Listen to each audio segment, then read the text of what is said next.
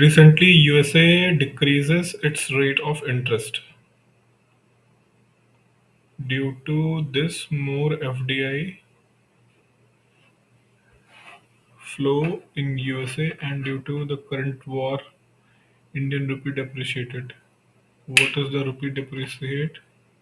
What is rupee depreciate and what its impact? First of all, USA has not decreases the interest rate; they have increased the interest rates. US Federal Reserve have increased the interest rate. Where they have decreased the interest rate, they have increased the interest rate in order to curb the inflation because inflation is rising there, right? So in USA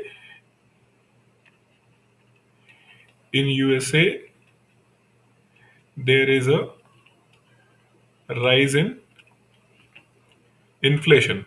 Okay, so in order to control the inflation, Federal Reserve, their central bank, they are going to do what? They are going to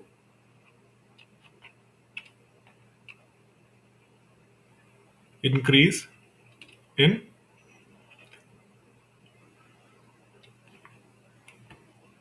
interest rate. They are going to increase the interest rate. What interest rate?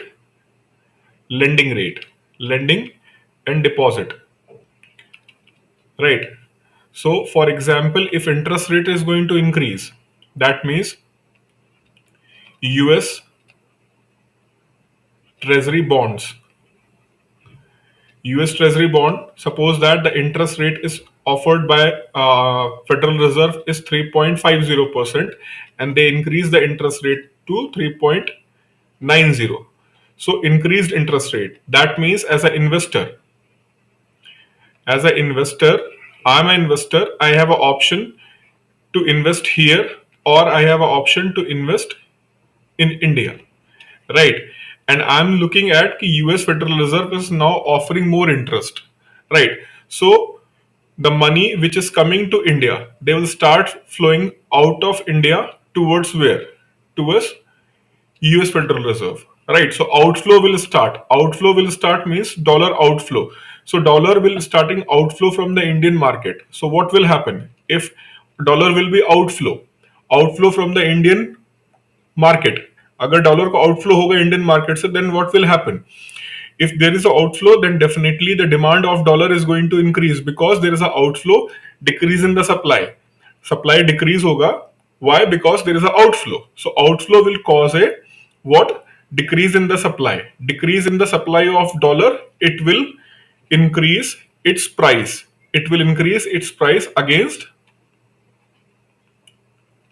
against Indian rupee, right? So rupee is going to be what? Depreciated. Rupee की value क्या होगी?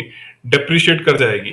And if the rupee value is going to depreciate further, now the investors have this opportunity whether they continue to invest in the US Federal Reserve treasury bonds or they can again come to India and make investment here because earlier suppose that before this process $1 was 78, now $1 is going to be 79.5. So the foreign investors are going to get more value. So maybe the outflow of the dollar which was outflowing because US Federal Reserve have hiked the interest rate. They have hiked the interest rate, so that's why dollar started outflowing from Indian economy towards the US economy. And this outflow of dollar caused depreciation of Indian rupee. Okay, now the rupee is depreciated and this depreciation have to impact. Import is going to be costly. Import costly हो जाएगा. Why? Because you have to pay extra 1.50 rupees. So import is going to be costlier. Whereas export is going to be more competitive. Why? Because earlier $1 was at 78 rupees. Now it is 79.50 rupees. So suppose that earlier $10 product was being exported by Indians and it is fetching only 780 rupees, but now this will fetch how much? 795 rupees.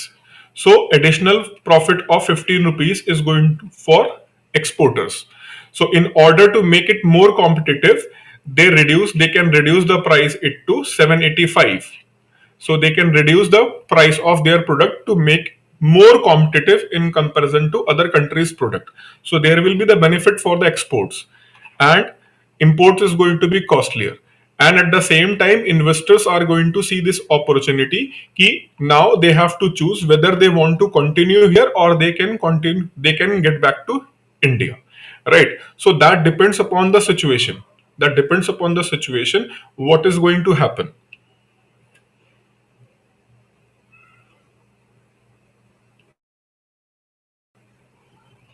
Mikkel, good evening, sir. May you have made my day. आज दो बार reply hopes. अरे ऐसा नहीं बोलो भाई. Good evening Ashutosh, Deepti sir. आज zoom session होगा. Okay. Good evening CET express, Bhavana sir. One question sir, can we say that the primary and the secondary market are same, only is there is a deal for the first time and then it is called primary market, and the same can perform as a secondary market? See, you cannot call it same. You can call it what? Why you want to call it same? There is no need to call it same. They are different thing. Means one is issued by what? One is issued by company. So company or government is issuing, right? Where they are issuing, that is primary market, right? Where they are issuing, that is primary market. And once they issued, again, if they are being traded, then it is secondary market. Then it is secondary market.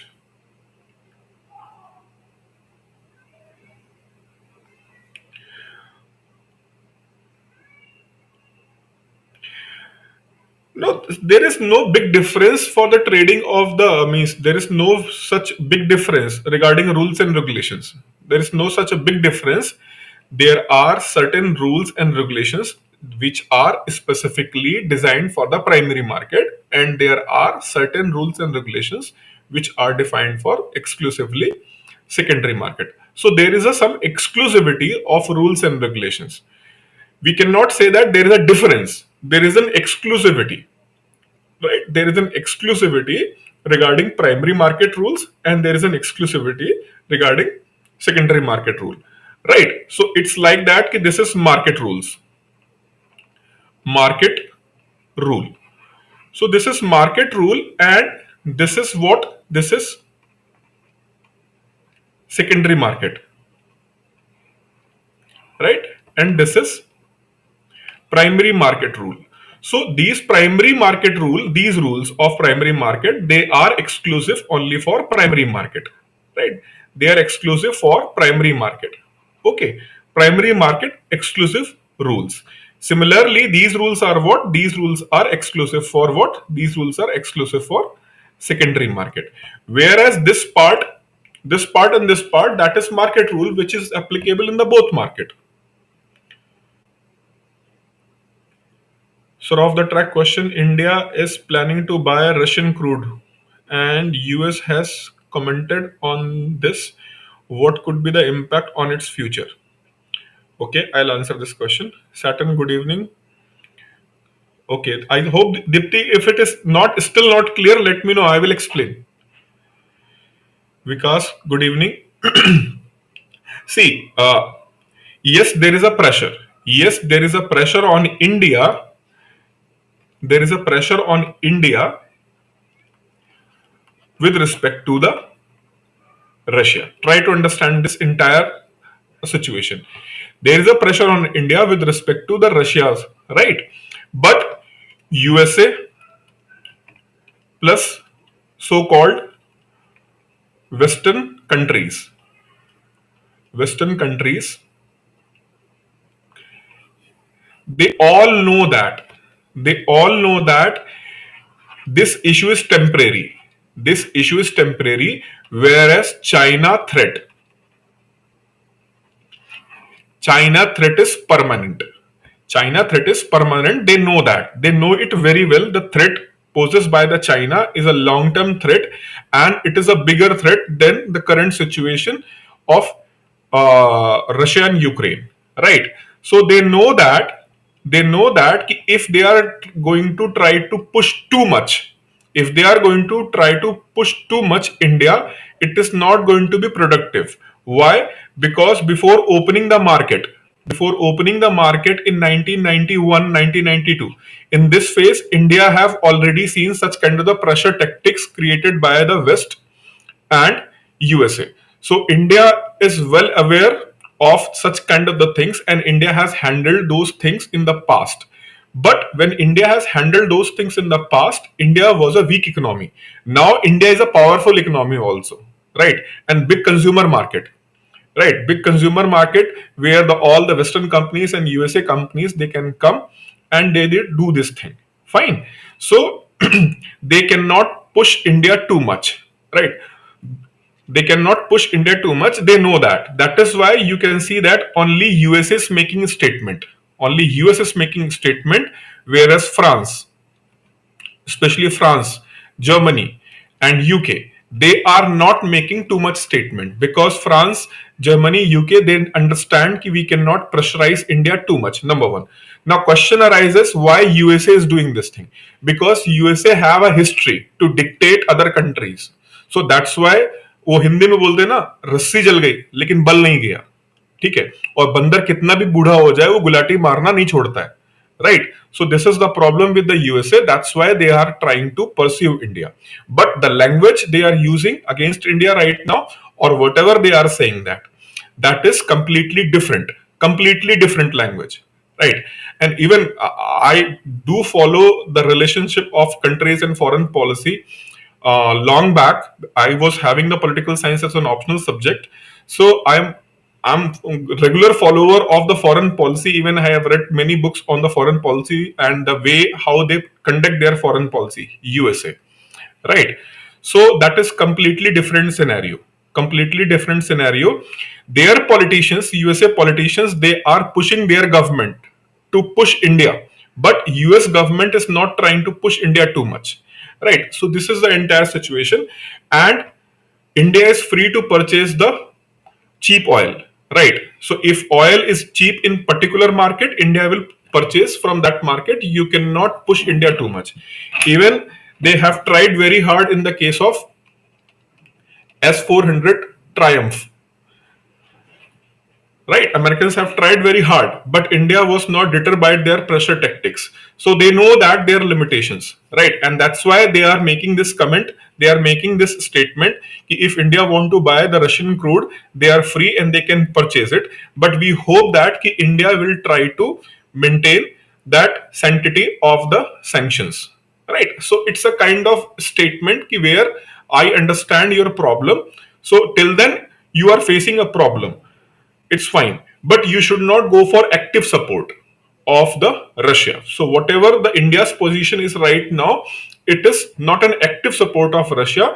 It is having the neutral stand, but India is not leaving any chance to exploit the opportunity if we are going to get something as a cheaper cost. So this is the stand of India.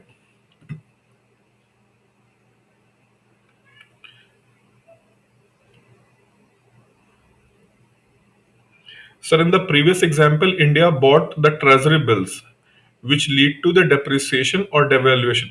See, regarding these two terms, depreciation and devaluation. Devaluation and depreciation, one more thing, short term, long term, or permanent kind of the thing. So suppose that $1 is equal to 78 rupees. Okay, now it is reaching 81 rupees. It is reaching 81 rupees. Fine. And it is under market force of demand and supply. It is under the market force of demand and supply. Fine. So RBI will intervene and RBI will try to come make it again at 78 rupees.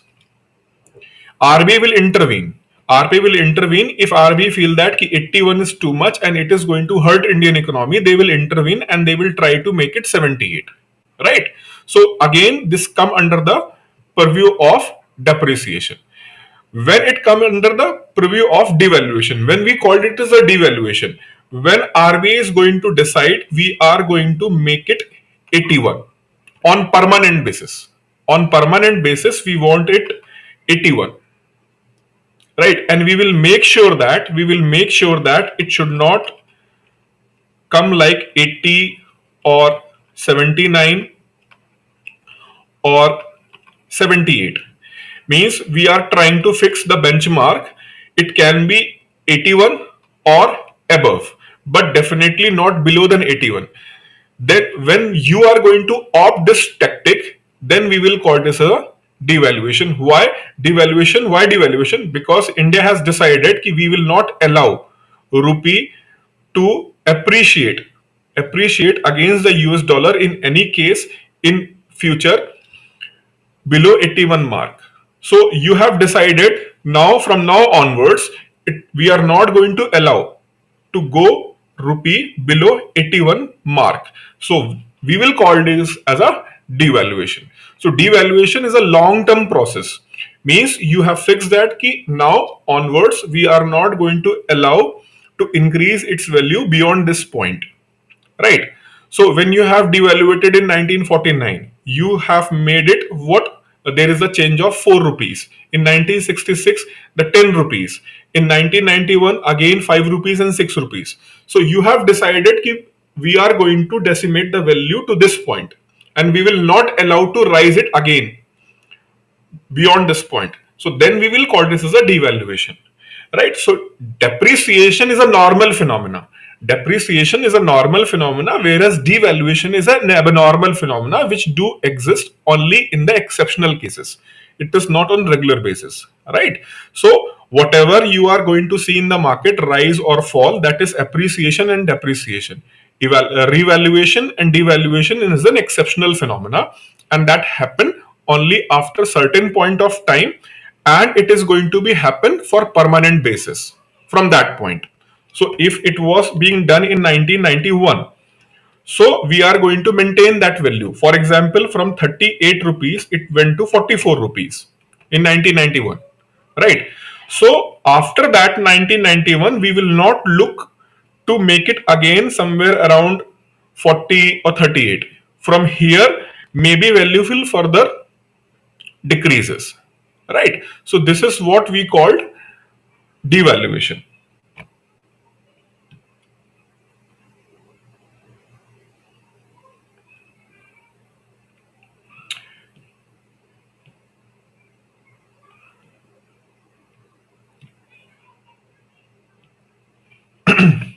Okay.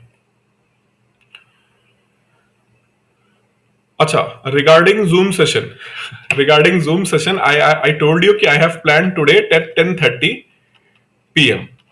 But I was considering only myself. I have not considered the family factor. I also, I mean, I will let you know. I will let you know by 10. I will let you know whether I am going to able to take it today or not, because there is Holi and Holika Dahan, a lot of cultural activity in my township, means in the society, not township, it's a society. So if they are going to start their activity, so Dhol, Bhangra, all kind of the thing is going to start by 10:30, then it is not possible to conduct because my house is just near to that community place. So if the whole Bhangra, each and everything is going to start, then you are going to listen only that sound and I will be like this. So it is going to happen, right? So let me check with the society at what time they are going to start their cultural activity regarding Burana Mano Holi hai, right? So after that, I will let you know.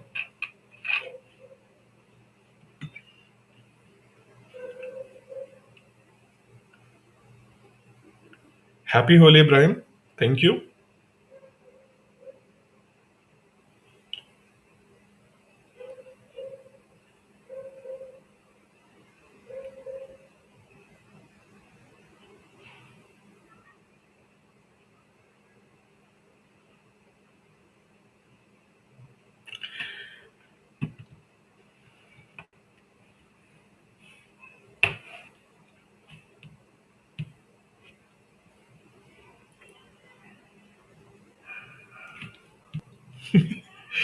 Venkat, it's too much. Yes, I stay nearby the Indira Park. I stay in Jalvayu Towers.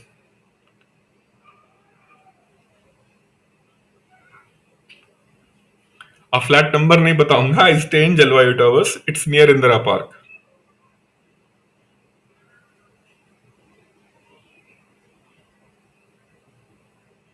Not near to community room. Uh, it's Jalvayu Towers near Lower Tangbund. You can find it on map easily. Jalvayu Towers, Hyderabad, near to Lower Tangbund. Okay, fine. Let's start today's class. And problem with these festivals and all right now, I'm sorry to say this problem, but problem is what earlier when means I have seen my childhood, so I'm comparing my childhood now present day. People are not enjoying. Everyone is doing what? Everyone is having this lot of facial expressions and all with mobile phone. And if somebody is knowing कि you are good in that, then you have to only play the role of photographer. That's it, right? So this is the problem. I hope you got my point.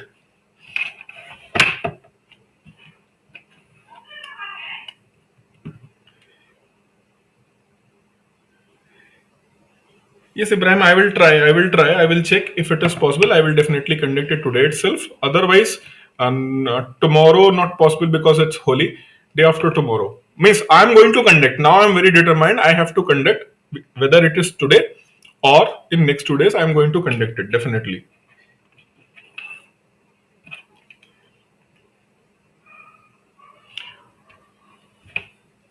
Instagram Reels, Facebook.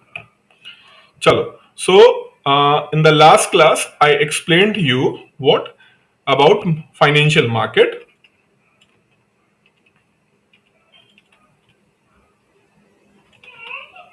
Financial market, and I told you basically it is of two type. One is money market and other is capital market, right? Money market and capital market. Now we are going to focus on money market.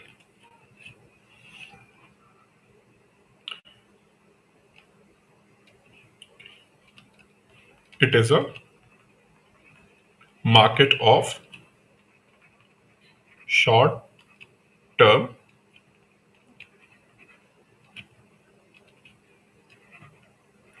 debt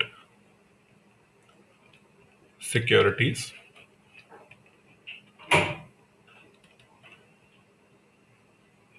primarily for working capital requirements. For working capital requirements. Okay, so this market is for what? This market is for working capital requirement. And I hope you have this clarity. What is working capital requirement? Working capital means day to day requirements. And when I say short term, it means up to 1 year. It is up to 1 year, right?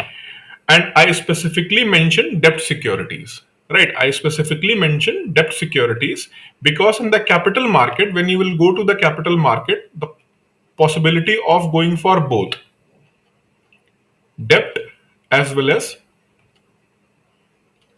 equity.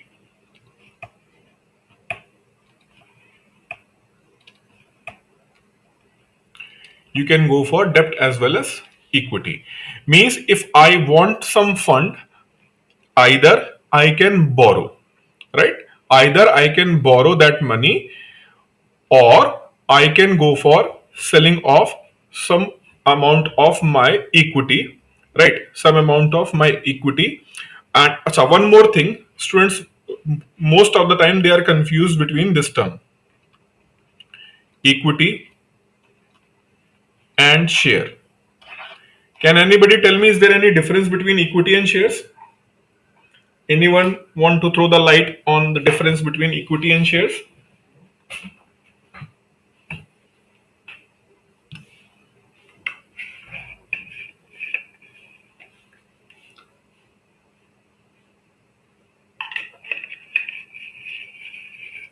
What is the difference between equity and shares? Or is there any difference? I have a query, sir, regarding the course. I have purchased it today, RBI Grade B. What is the validity of the course? Jyoti, regarding anything else means regarding my subject, anything else, if you want to discuss, please ask to Ashok sir. He is going to explain. I have only certain limited knowledge, and if I am going to say means it's like 1 year or 2 year whatever, I think maybe I will be misinterpreted, right? So it's better you should talk to Ashok sir. He is going to let you know each and everything.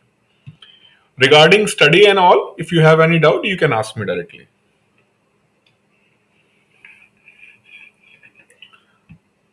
Equity can provide the voting rights.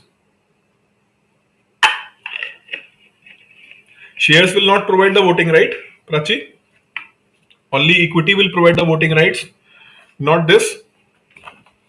Huh? Tell me.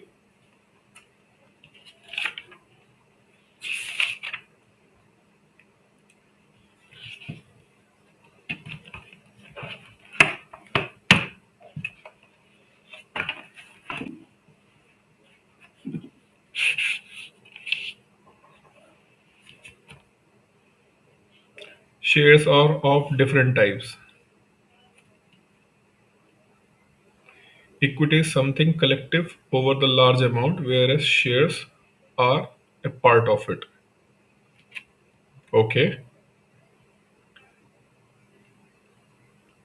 Equity is a ownership stake in entity. Shares are ownership portion of an individual, that business component. Yes, standard definition. Any other answer? Equity is a capital invested, shares is a division of that capital. Okay, okay. So voting rights is applicable for the both cases. Yes, voting rights are applicable for the both cases. So the definition given by Bhavna Ibrahim Nishtha, that is very near, or that is the definition, right? That is the definition. But the problem with the definitions, most of the time, the problem with the definitions, especially the definitions in what? Humanities subject like political science, economics, philosophy. The problem with that definition is the most difficult part is definition itself, right? The most difficult part is definition itself. And you know, the challenge, the biggest challenge is to define it with the definition, right? So those people who don't know this thing, just listen this thing very carefully. It's a practical understanding, and whatever the definition they have given, that's very good. Equity maybe में डेप्ट का कुछ लोचा होता है, या उससे related? No, dept is dept and equity is a different thing, right? कोई लोचा नहीं होता, कोई इंटर मतलब ओवरलैपिंग नहीं है. They are two different things. But equity and share, for example,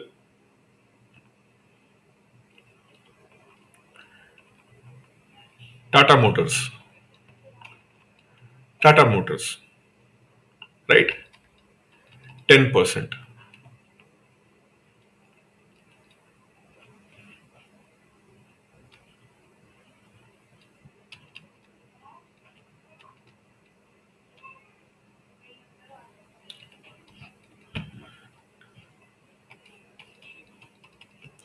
So one is Tata Motors, another is Golu Pan Mandar, right? So Tata Motors 10%, here equity,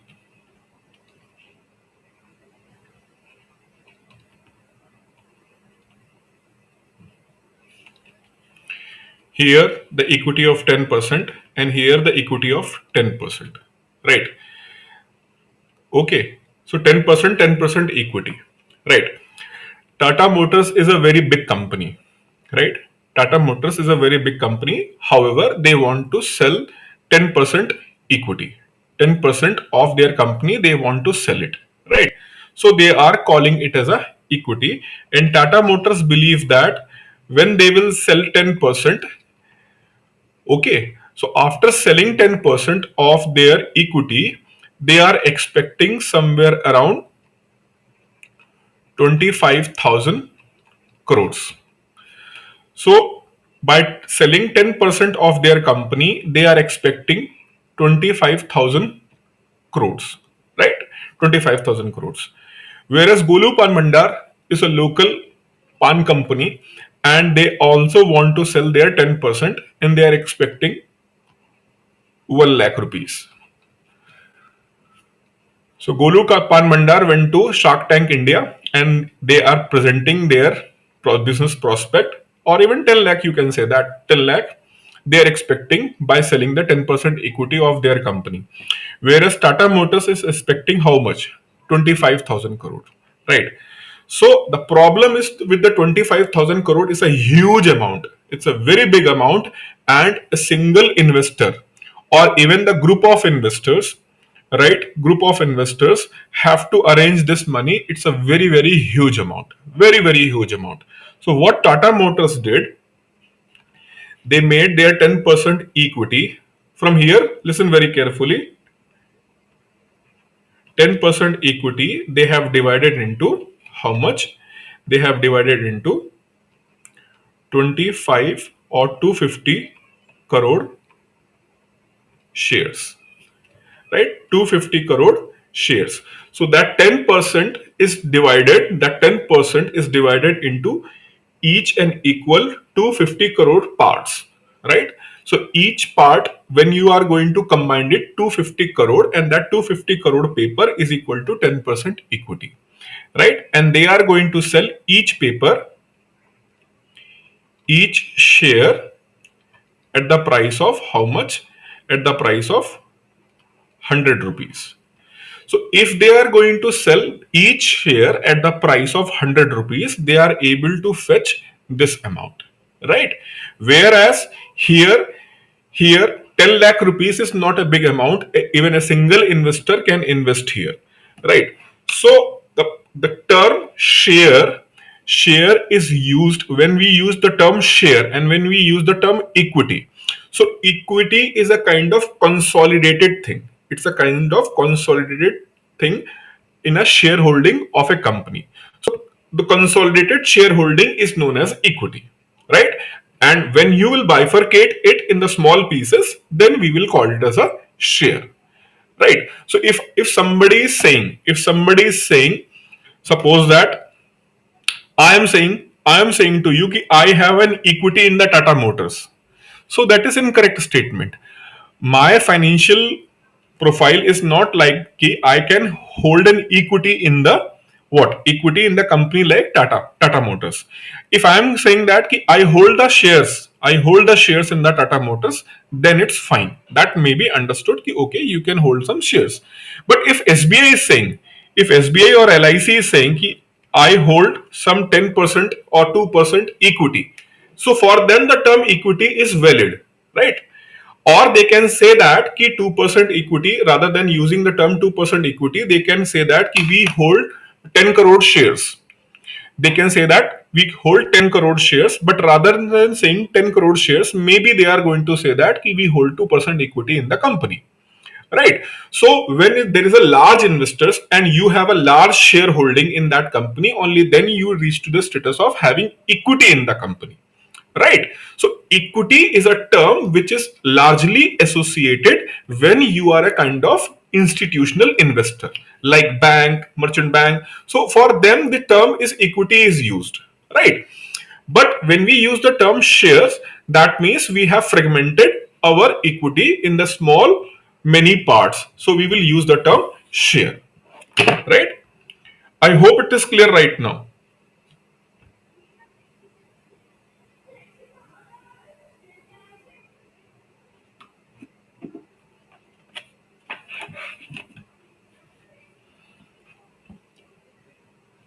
Yes.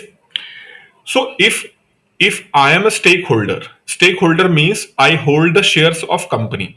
If the shares are what? If the shares are in a small number, like 5, 10, 100, 200, 300. For example, in this case of Tata Motors, in this case of Tata Motors, if I am saying that ki I hold 1000 shares, I hold 1000 shares, right? And other statement, I am saying that ki I hold 25 crore shares. I hold 25 crore shares. If I say that ki I hold 25 crore shares, that means I'm holding 1% equity. So I'm not going to use this term. I'm not going to use this term ki I hold 25 crore shares. I will use the term I hold 1% equity. However, if I will say statement is true, here the statement is true. If I am saying that ki I hold 25 crore shares of Tata Motors, or if I am going to say I hold 1% equity of Tata Motors, both statement are correct. There is there is no discrepancy or something is wrong in these two statements. Both statements are true. But if you hold such amount of shares which is equivalent to 1% of a company, then the term which is largely uses equity. Whereas if you are holding how much? You are holding 1000 shares. Then you are not going to say that na ki I hold equity 0.001% equity in the company. It's kind of what? It's kind of vague thing, right? It's kind of not appropriately said, right? So generally it will say that ki I hold the shares of a company, right? So I hold the shares of a company and I hold it for longer term. Then the common term is used as stock. I have stocked the company shares. So I have a stock of Tata shares. So I'm holding the shares. See, the the understanding of the terms. If I am saying I hold the shares, and if I am saying I am having a stock of shares, so holding this means what? Ki I am not going to hold it for the long time. Whenever I'll see the I can make more profit, I will sell it. I will sell it. Whereas if I am saying that ki I am the stockist, I have a stock. I have a stock of Tata shares. What it is depicting? It is depicting ki I am holding the shares to wait for the end of the year when company is going to make a profit and I am going to get some shares of that profit because I have some shares of that company. Right. So that is why these terms are used. They are loosely used. They are not used in the strict terms. So, for example, this term stock and share interchangeably used. Interchangeably used. So, no need to get confused.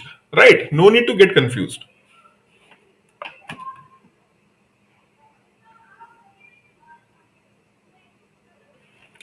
I hope there is a clarity right now.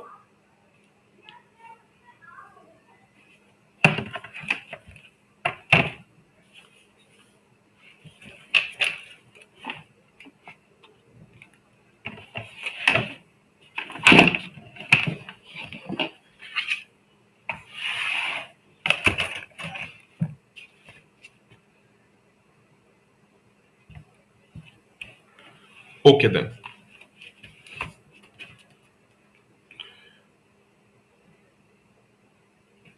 So, let's try to understand the structure of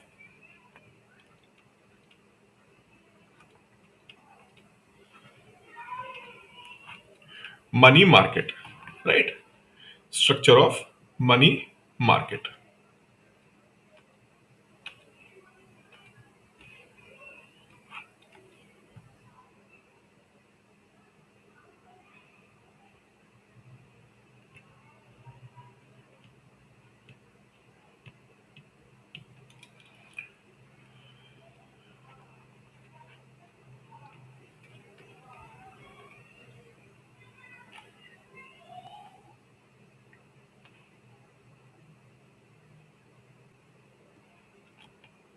Before participant, I'll let you know instruments.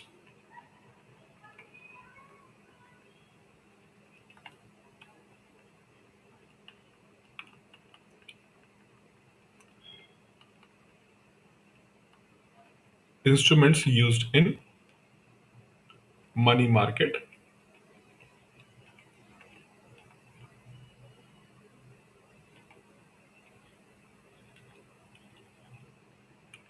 call money,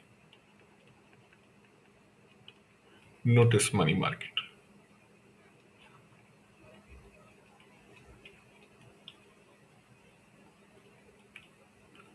Treasury bills,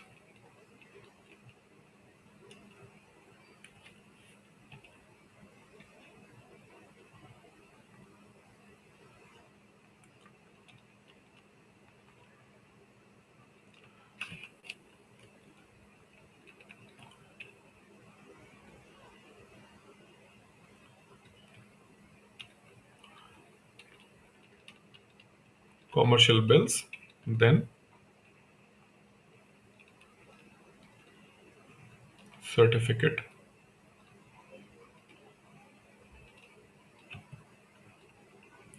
deposit.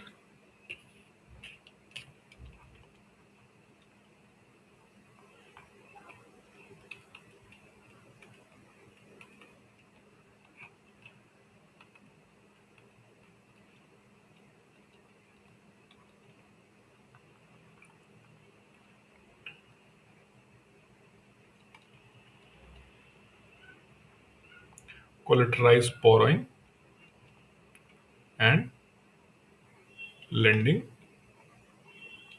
obligation.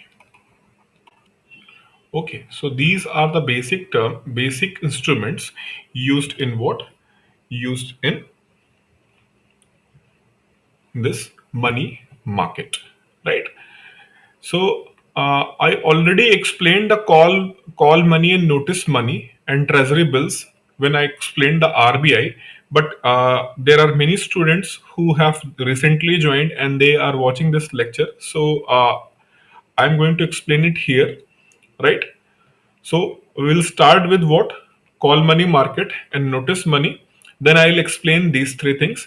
And then before going to explain all these things, I will explain you what is PN, that is promissory notes. What are the promissory notes? I will explain you. Then I will explain you what is commercial papers, commercial bills, certificate of deposit, and CBLO. Right? And instruments, all these instruments, all these four instruments are basically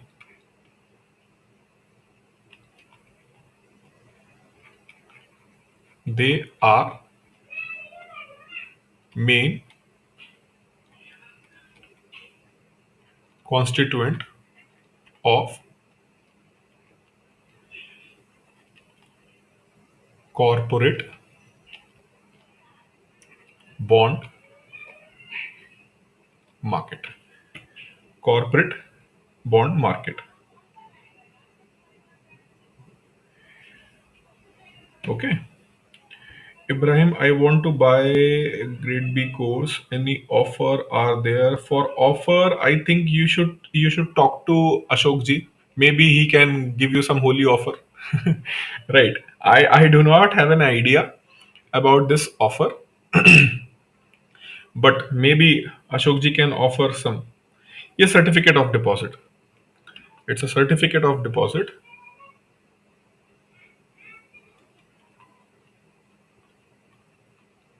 Certificate of deposit.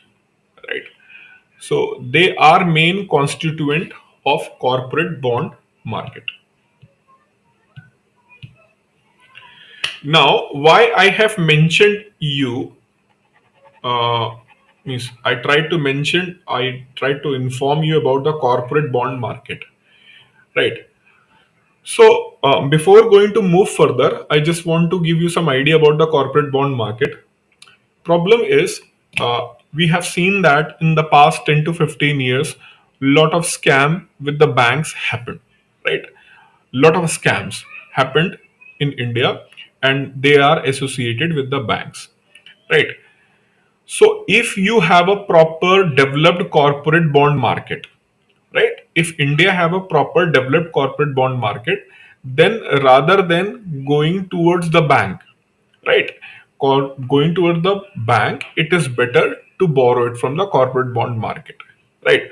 So corporate bond market, borrowing from the corporate bond market and the borrowing from the banks, right, means using these instruments for the borrowing. There is a company A, there is a company A, and they want to borrow. So either they can use these instruments, or they can go to what? They can go to bank related borrowings, right? So using this corporate bond market,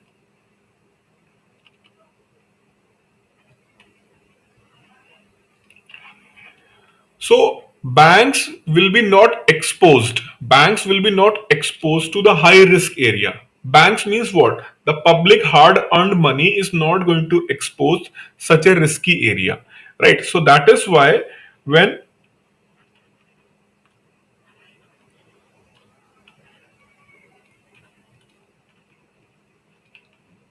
Raghuram Govindarajan was the RBI governor. He tried to push further the corporate bond market. Right? He tried to push, and he tried to make corporate bond market more attractive, and it should flourish. But the problem is, if the corporate bond market is going to expand, right, then there is a less possibility of these corporates to borrow from the bank, right?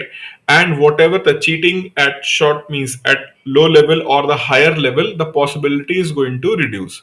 And bank also feel that those who are not doing the cheating and kind of the thing, they also feel that the profitability, the ability to make more profit of the banks is going to reduce.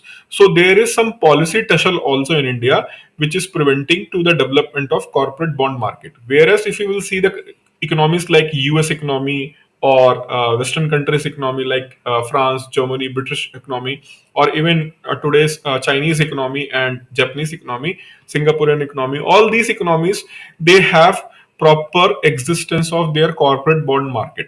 So their banks are not exposed to such kind of the risky investments, right? So this is why it is very important for the development of corporate bond market in India, right? So first I will explain these things, then I will further discuss in detail regarding the corporate bond market in India, right? And RBI is also keenly interested to develop the corporate bond market in India, right?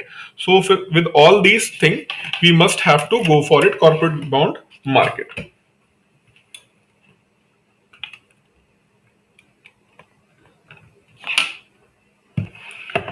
Okay, so first let's start with what call money and notice money. First instrument I am going to discuss here is call money and notice money, right? So how, what is call money and notice money? All banks, right, all banks have to maintain cash reserve ratio and statutory liquidity ratio, right? All banks have to maintain CRR and SLR, and they have to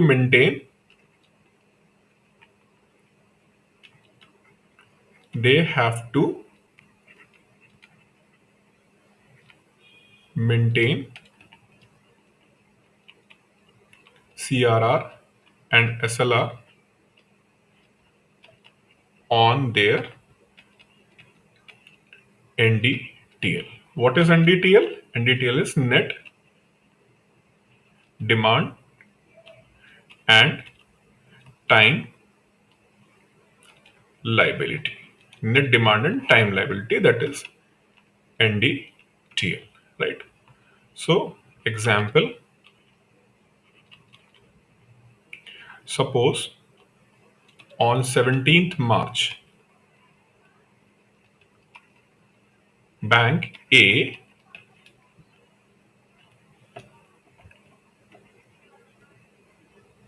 received 100 rupees deposit, right? 100 rupees deposit in saving account and 100 rupees in demand, sorry, 100 rupees FD. So total amount, that is saving accounts means you can withdraw any point of time you can withdraw, whereas the demand time deposit you can withdraw after only certain point of time. So total money received by the bank is 200 rupees. So their NDTL is 200 only. Means, for example, they have also received 100 rupees as a recovery of loan. So they have received how much total? They have received 300 rupees as a total amount, but their NDTL will be counted as 200 only. They have received 100 rupees as a loan recovery. They have given the loan and that loan is recovered by the bank and they have received that amount on the 17th of March. But their NDTL will be counted as 200 rupees because that is net demand and time liability. So net demand and time liability is going to be what? 200. And here the important terms is liability. So we are going to count the liability of the bank. Liability in terms of what? They have taken the money from their customers and they must have to return that money. That is going to be called as a liability. So we calculate the liability of the bank of a particular day. So on the 17th of March, we found that the bank have total liability in terms of time liability and demand liability, that is of 200 rupees. Right? Now RBI says you have to maintain CRR, cash reserve ratio. What it means that, for example, right now CRR is, what is the CRR? 4%, right? 4% है ना CRR कि 3% है?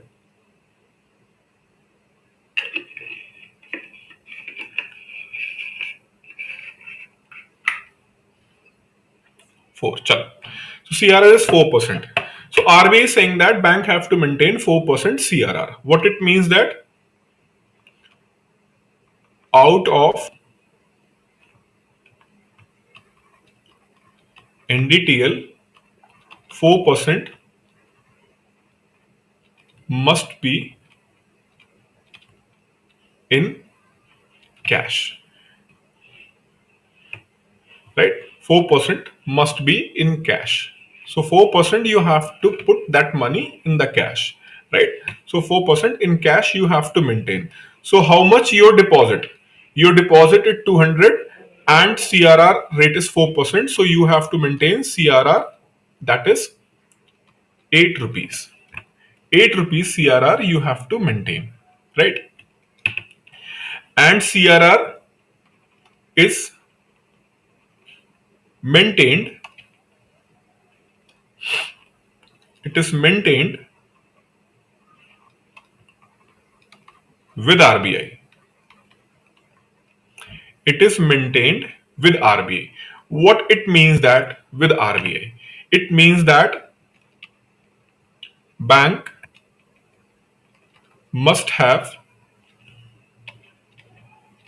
RBI's account. There will be an account of RBI in the bank, and this cash will be maintained in that account. That cash is going to be maintained in that account, and against that account, RBI is not going to pay any interest. Means what will happen? Suppose that there is a bank, right? In this bank, you have one account, RBI's account, and here you have to show that 8 rupees, right? And this is current account, right? And there is no interest paid on the current account. So this money is maintained here, 8 rupees. You have to show that 8 rupees cash in this account as a cash. Now question arises, why CRR? I will discuss it later, but try to understand the structure of CRR. So you have to maintain in cash, number one, you have to maintain with RBI, with RBI in the cash, and most important, on daily basis. On daily basis. What it means that on daily basis? What was NDTL on 17th of March? NDTL on 17th of March was 200 rupees, right? So you have maintained 8 rupees. Suppose that on 18th of March, it went to 400 rupees. It went to 400 rupees. Then this amount must be increased from 8 rupees to 16 rupees. Right? On that day, you must show here 16 rupees in the cash. Right? If again on 19th of March, it is going to decrease to how much? It is going to decrease to 100 rupees. Then you have to maintain only 4 rupees. So in that way, you have to maintain on daily basis. Whatever is your closing balance, whatever is your closing balance, suppose that your closing balance of today is 200 rupees. So on the very next day, your the CRR account must reflect the 4% of your last day's closing balance, right? So in this way, the CRR is being maintained, right? So structure, I hope structure is clear. Regarding structure, it should be in the cash, number one. CRR, cash reserve ratio. That's why it is called the cash reserve ratio. So the cash should be maintained in the reserve. So that's why they called it as a cash reserve ratio. Why the term ratio is used? Because you have to maintain this CR, that is cash reserve, of your total liability, right? So total liability के ratio में रखना होता है. You have to maintain in the ratio of your NDTL, net demand and time liability. That is why it is known as cash reserve ratio, right? It should be in the cash. It should be maintained on the daily basis, right? Cash and daily basis. Okay. I hope this point is clear. Fine. And because it's in a current account with the RBI, you are not going to get any interest on it. Now, what bank's argument? Bank is saying that my bap means to RBI, you are asking me to maintain in what? Cash, right? You are asking me to maintain in the cash. Fine. But you are asking me to maintain in the cash of NDTL. Of NDTL, that is our liability. That is our liability. Means we have taken this money from the public and we have promised to the public we will pay you the interest. Bank is saying that suppose that I have taken the 100 rupees from the public and I have promised them to pay the interest rate of 5%. So I have to return out how much? 105. 105 I have to return to the customer. But you are asking me to put 4% here in the cash reserve ratio. So I have to invest only 96. How much money I am having to invest? I am having only 96 rupees to invest. Right? And if I will invest this 96 rupees even at the 10% interest rate, how much I am going to get? I am going to get 105.60. This is how much I am going to get. And if I am going to get 105.60, 105 I have to return. So I am not able to make the profits. Please try to understand. It is very difficult to maintain such amount of CRR, cash reserve ratio. So please give me some concessions. Please give me some concessions, because the 4%, if I am going to manage as a CRR, I am going to have only 96 rupees for the investment purpose, right? So RBI said that, okay, fine. We are going to give you one leverage. What leverage we are going to give you? Sir, from the next day, the fresh NDTL will be taken into the consideration and it will be carry on from the previous. Yes. So bank have made their point. See, sir, if we are going to maintain this amount of cash, it is going to be a problem for us. So kindly give some concessions to us. So RBI said that ki, okay, one concession I can give you. One concession I can give you. From here, please pay attention if you want to get it in the one go, right? So they requested for concession and RBI said that ki, okay, what concession I can give you. For example, first day to 13th day. First day to 13th day, you can maintain only 80% of your CRR, of your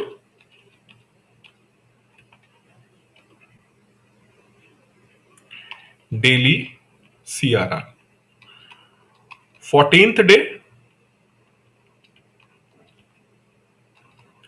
100% of your daily CRR.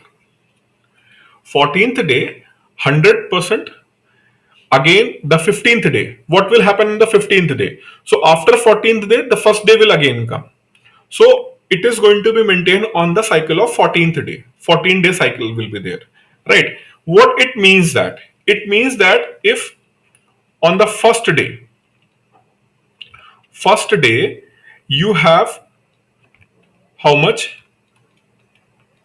NDTL of how much? 100. Then your CRR is going to be 4 and you need not to maintain this 4.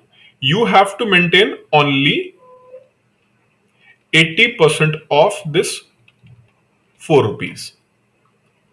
80% you have to maintain, remaining 20% you can use for the investment purpose, right? Remaining you can use for the investment purpose. That means rather than 4, you have to put it only 3 rupees 20 paisa. Remaining 80 paisa you can use for investment purpose. Now, is it clear?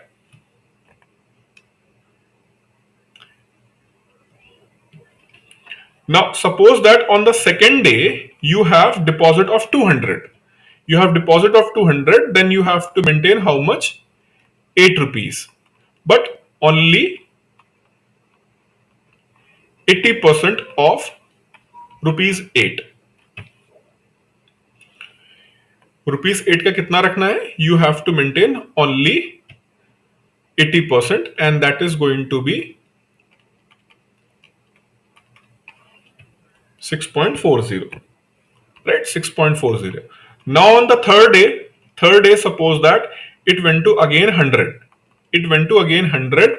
So the CRR is 4%, but only 80%. That means you have to maintain how much? Rupees 3 rupees 20 paisa. So in that means on the first day, bank have additional money of how much? Bank have additional money of 80 paise for the purpose of investment. On this day, how much bank have? Bank have 1 rupee 60 paise. 1 rupee 60 paise. Again on the third day, you have 80 paise. So some amount of your CRR is going to free, which you can use for the investment purpose. But suppose that on 14th day, you have deposit of 500. You have deposit of 500, then in that case, it will be how much? 20 rupees. And you have to maintain complete 20 rupees here. You have to maintain complete 20 rupees here. Those people who are thinking why these complications have been created by the RBI, don't worry, I will explain. But first try to understand the complexity, right? Try to understand the complexity. So if somebody is saying that I need some solution, right? I need some solution. So don't try to jump and try to find out the solutions, right? First try to understand why the problem is, right? Why the problem is. So once you will get this idea why the problem is, then it is going to be easier for you to find out the practical solutions, right? Practical solutions. And the most of the student community who are preparing for the various competitive exam, the most common problem is what? you are not looking at your problem with respect to practical solutions. Practical solutions means what? You should go for only those solutions which you can implement. Which you can implement. If a student is asking me, ki, sir, I'm not able to focus. I'm not able to focus and I study only 2 to 3 hours in a day. Right? Only 2 to 3 hours in a day. But how much time is required to study for the RBI Grade B exam to clear that exam? What I understood means he is saying only. I'm not saying, he is saying, sir, what I understood is at least 6 to 7 hours you have to study, especially when the notification is about to out. You have to spend 6 to 8 hours. But I'm not able to focus more than 2 to 3 hours. So I'm not going to suggest him ki beta, no, have this tilak on your forehead and from tomorrow onwards go for what? Go for on एक टांग पे खड़े होके तपस्या करनी है. That is not a practical solution. वो नहीं होता है, right? It is not possible. If it is going to be implemented by you or on my suggestion, you are going to implement that thing. Definitely after 1 week or maximum after 10 days or most of my maximum to maximum 15 दिन, 15 days, you will be at same position. You will be at same position and you are going to get more confused. You will get more confused this time. Why? Now you have this thing in your mind कि I am having an ability. मेरे पास ability है. I have an ability to study 6 to 8 hours, but I am not able to do it because you tried to implement in the wrong way. You possess the capacity of only 2 to 3 hours at present, and you unnecessarily try to exaggerate it to 6 to 8 hours in the span of 10 to 15 days. That is absolutely wrong method. You should not try to implement it, right? If you want to implement, if you are able to focus on 2 to 3 hours, make a schedule ki for next 10 days I will try to extend by another half an hour or 45 minutes. So in that way gradual expansion is possible, but for that you need lot of patience, and people do not have a patience. But until unless you have a patience along with the hard work, you are not going to get selected, right? So those people who are having such kind of the issues, please try to incremental approach. And especially to learn the subject of economics, you must apply this incremental approach. If you are not focusing on that portion, my objective is not to increase to 8 hours. My objective is to increase by 30 minutes or 45 minutes. I'm not looking at that 8 hours or 6 hours. I'm just looking, okay, even if I'm not studying, I'm studying only 1 hour. So my objective is what? My objective is to increase it by 30 minutes. And when it will be saturated 30 minutes, then I will look for another 30 minutes. So it will take, yes, it will take 4 to 6 months, but that is going to be the permanent. Maybe if you are not able to get selected this time, but definitely you are going to select it as a next time, right? So impatience is never going to give you any permanent solution, especially for the competitive exam. So those students who are having such kind of the issue in their mind, right, कि I want to crack in 2.5 months, I want to crack in 15 days or 45 days, that is only going to be possible when you have built up some momentum, right? Built up some momentum. If you are not having a momentum of this 3 to 4 hours, then it is not possible. See, you will extend your learning capacity by 30 minutes. Again, you have increased 30 minutes. So when you will choose the small target, you are able to achieve. And when you will achieve the target, that is going to give you the boost and confidence.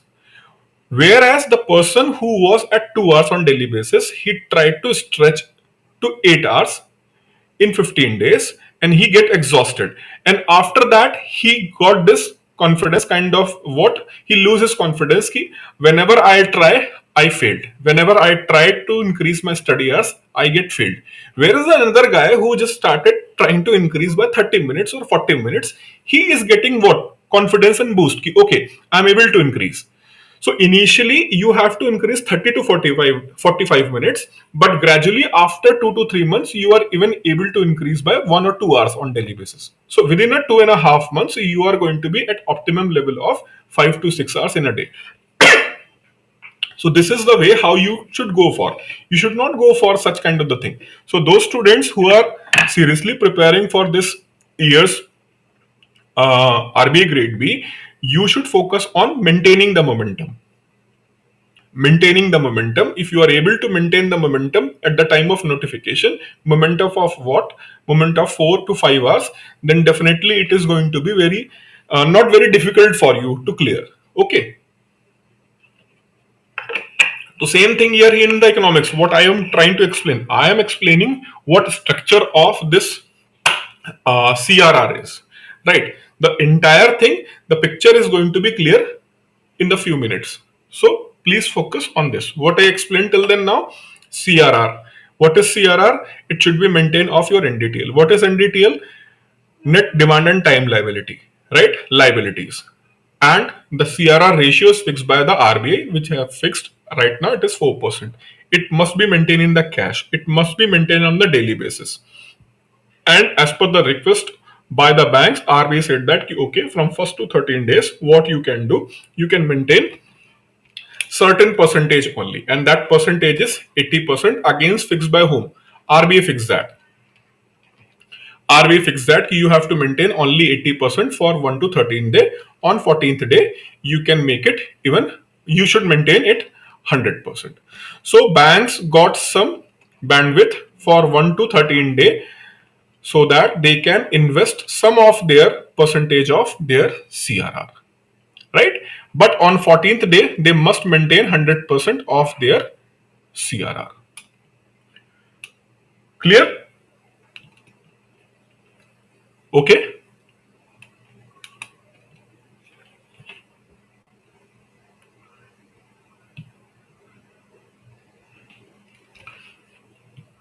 So now you have seen that first to 13th day. First to 13th day, banks have to maintain 80% of NDTL, right? 80% of NDTL, right? And 14th day, 100%. Oh, sorry, I wrote NDTL. 80% of CRR. Here, 100% of CRR. So you can see that on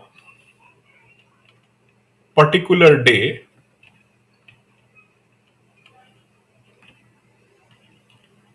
some banks may have surplus of fund, whereas some banks may have deficit of fund, right? Some bank is going to have a surplus of fund and some banks are going to have a deficit of the fund, right? So those who have a surplus, they want to lend that surplus and want to earn some interest, whereas those who are in deficit, they are seeking for what? They are seeking funds, right? So here is a seller and here is a buyer, and they will go to the place known as market, right? Market of interbanking borrowings. Interbanking borrowings, because here who is a customer? Customer is a bank. Who is a seller? Seller is also a bank. So it is a interbank borrowing. It is a interbank borrowing. Some banks are offering the interest rate little bit higher. Some banks are offering interest rate little bit lower, right? And these negotiations of the interest rate is going to be happen earlier on the call on phone calls. Right now, not on the phone calls. Right now, RBI has maintained a proper system where you can check, where you means banks. Bank can check where what is the interest rate offered by that bank, what is the interest rate offered by that bank. So there is more transparency, right? But earlier, when it was started through the phone calls. So that is why we called it as a call borrowing. Call borrowing. And call borrowing is generally for 1 day. But if you are going to borrow for more than 1 day to up to 13 days, this borrowing is known as notice borrowing. So, what is call borrowing? Call borrowing when the bank is going to borrow in this interbanking borrowing market for a single day, we will call it as a call borrowing. And if they are going to borrow for more than 1 day, up to 13 days, because the cycle is of what? Cycle is of 14-day cycle. 14-day cycle, then we will call it as a notice borrowing. So, call borrowing and notice borrowing.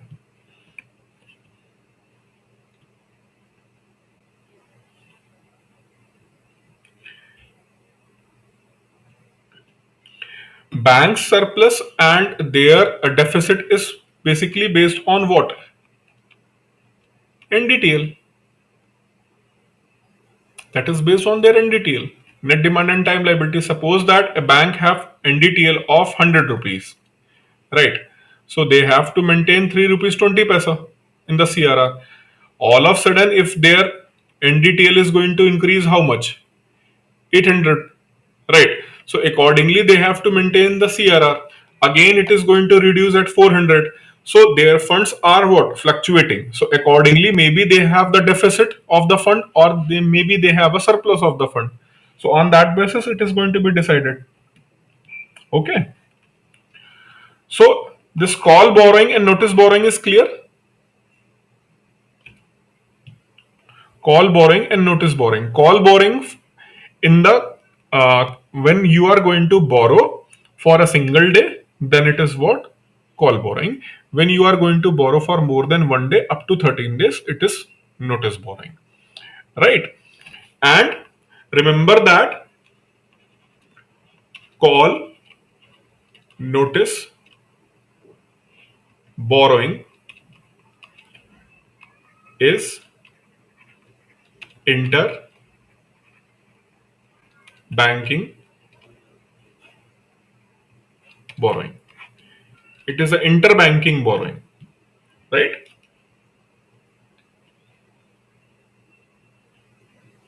It is interbanking borrowing. So this market is a interbanking borrowing market. And sometimes they can ask what is call rate and what is notice rate. So I told you the 1 day borrowing is call borrowing. That means the interest rate applied for a single day, that is call rate, and the interest rate applied for more than 1 day up to 13 day, it is a notice rate, right? It's a notice rate and call rate. Fine. One more term associated with this call money and notice money is, because most of the banks they have their headquarters or their operations, main operations is happened from Mumbai, right?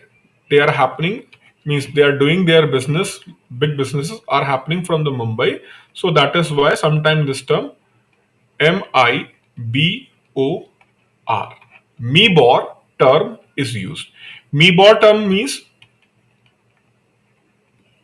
Mumbai Interbanking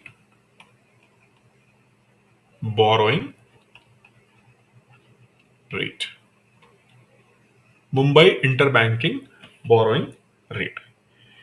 Yes. Similarly, if it is happening at international level, right?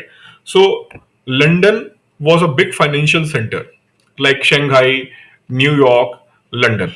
So at a point of time, London was emerged as the biggest banking borrowing center. Means banks around the world, they are lending and they are borrowing through London, right? So most of the financial, means world's financial center was, centerpiece was London.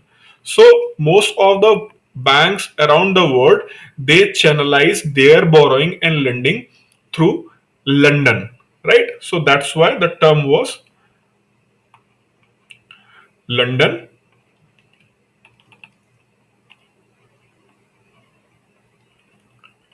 Interbanking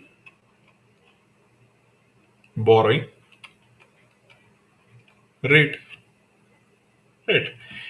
Similarly, see, this is just it showing the location from where this banking operations are happening, right? So if the term is what? If term is like DBOR, Delhi Interbanking Borrowing Rate, BBOR means Beijing Interbanking Borrowing Rate. So that first word, first letter depicts where it is happening, where it is happening. Now, who is a master of this borrowing? In India, it is a RBI who is a master who can, RBI can regulate the entire market. How? First of all, RBI can change the entire CRR. For example, it is 4% and RBI can make it 3%. If RBI is going to make it 3%, extra liquidity will be in the flow. Extra cash liquidity will be available, and if lot of surplus is going to be available. See, if surplus is going to increase, I have a question for you. If RBI will decrease the CRR, right? Then call rate, notice rate will increase or decrease.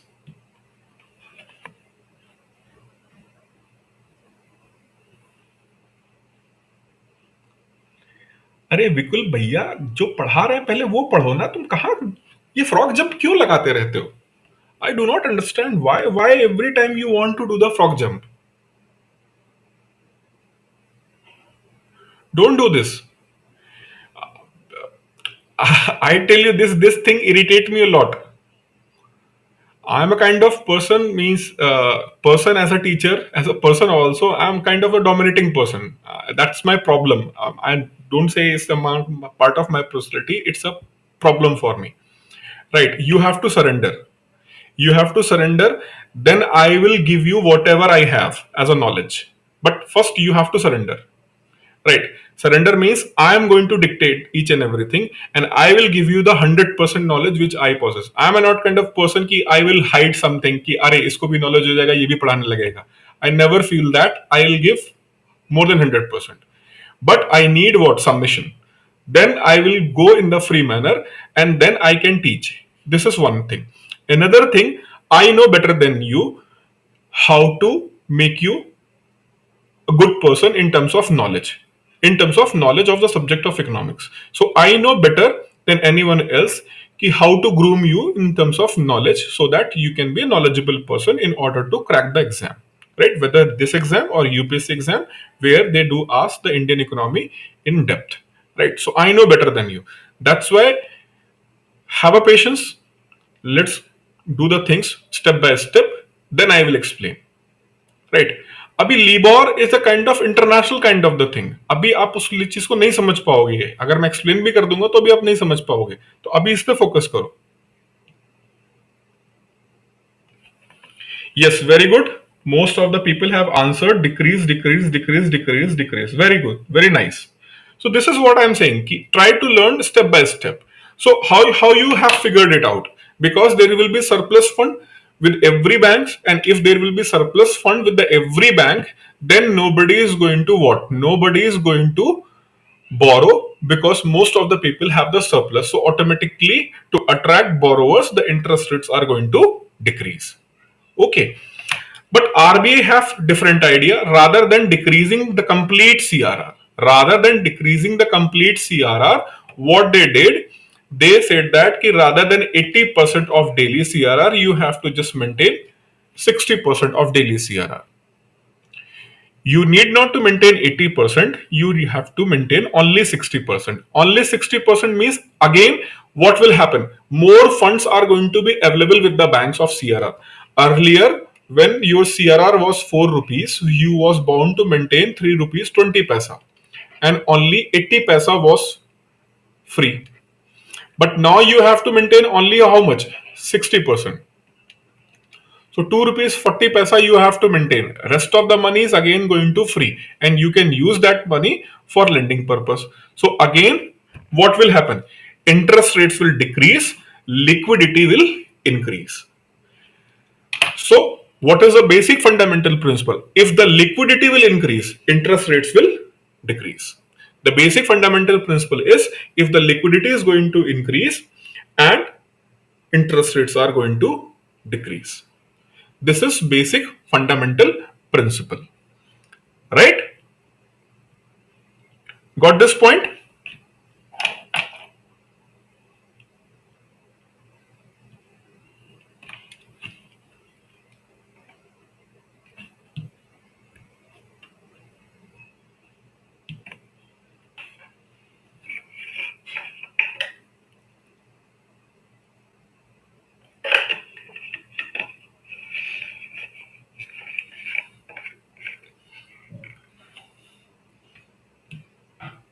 And Vikulp, as for your question, why RBI is shifting from Libor? It is not RBI shifting from Libor. Most of the banks, central banks, they are shifting from the Libor because Libor is almost abandoned. Lot of scams and lot of problems were found in the past in the Libor system. So that's why Libor system is going to be abandoned and new system is going to take place. We will understand this thing when I will discuss IMF, World Bank, and international financial institution. Right? All this thing I am going to discuss. Then you will understand there why RBI is doing so. Okay?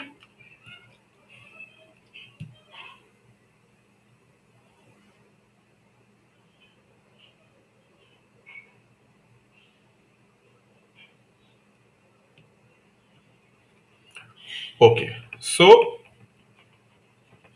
now we have to move towards what? Treasury bills. Simple bills issued by Treasury. Bills issued by Treasury. Those students who are basically coming from non-economics background, right? Those who are coming from non-economics background and they come into the economics background, all of sudden exposure for all these things, they are always very confused with this term bill, right? Because what general perception we do have in our mind, the general perception we do have in our mind, when we go to purchase something, the bill is being given and we have to pay. So they understand the bill is against what? Against something selling and purchasing. And when they are here in the economy, they have this predetermined perception of bill, right? I have received the bill or I have to give the bill. If I'm a seller, I will give the bill, and if I'm a buyer, I will receive the bill. So when I will get the bill, means if I am getting the bill, I'm a buyer and you are a seller. You are a seller and I'm a buyer. So who will provide the bill? You will provide the bill because you are a seller. You will provide the bill to me, and against that bill I will pay you. This is the concept, right? So who is producing the bill? You are producing the bill, and I have to pay against that. right? So if I will accept your bill, I have to pay you. Okay, if I will accept your bill, I have to pay for that bill, right? So now come to here. The basic fundamental of bill is what? Who is giving the bill? If you are giving the bill to me, I am going to pay you against that bill. So whenever the term bill is used, against that bill there will be a payment. Against that bill there will be a payment, right? So if government of India is going to issue the bill, if government of India is going to issue the bill, or on the behalf of government of India, on the behalf of government of India, RBI is going to issue the bill. So RBI is issuing the bill, and I am a commercial bank or you are a commercial bank and you are going to take that bill. That means you have to pay against that bill, right? इतना अभी समझो सिर्फ. You have to understand this thing only, right? So bill is a kind of mode of payment. Against the bill we have to pay, right? Against the bill we have to pay. Fine. So now the term is treasury bill, and treasury term is defining, the term treasury itself is the defining nature of T-bill, nature of treasury bill, right? Nature of treasury bill, that means issued by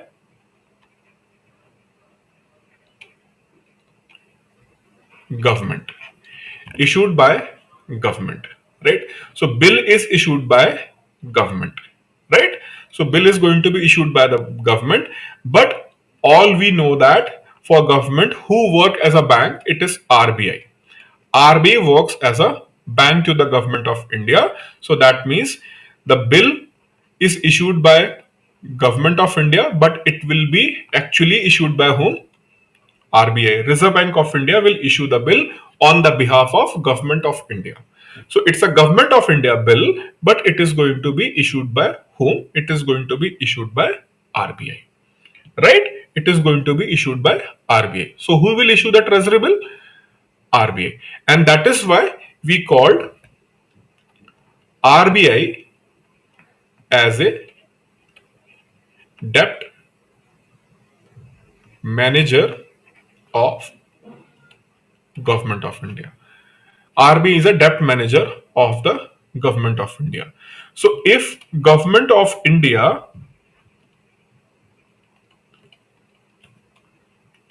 need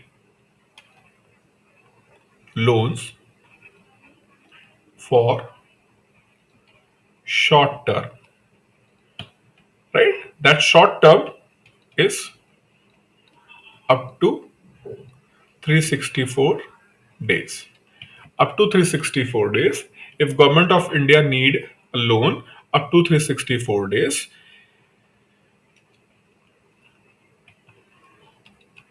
loan instrument is known as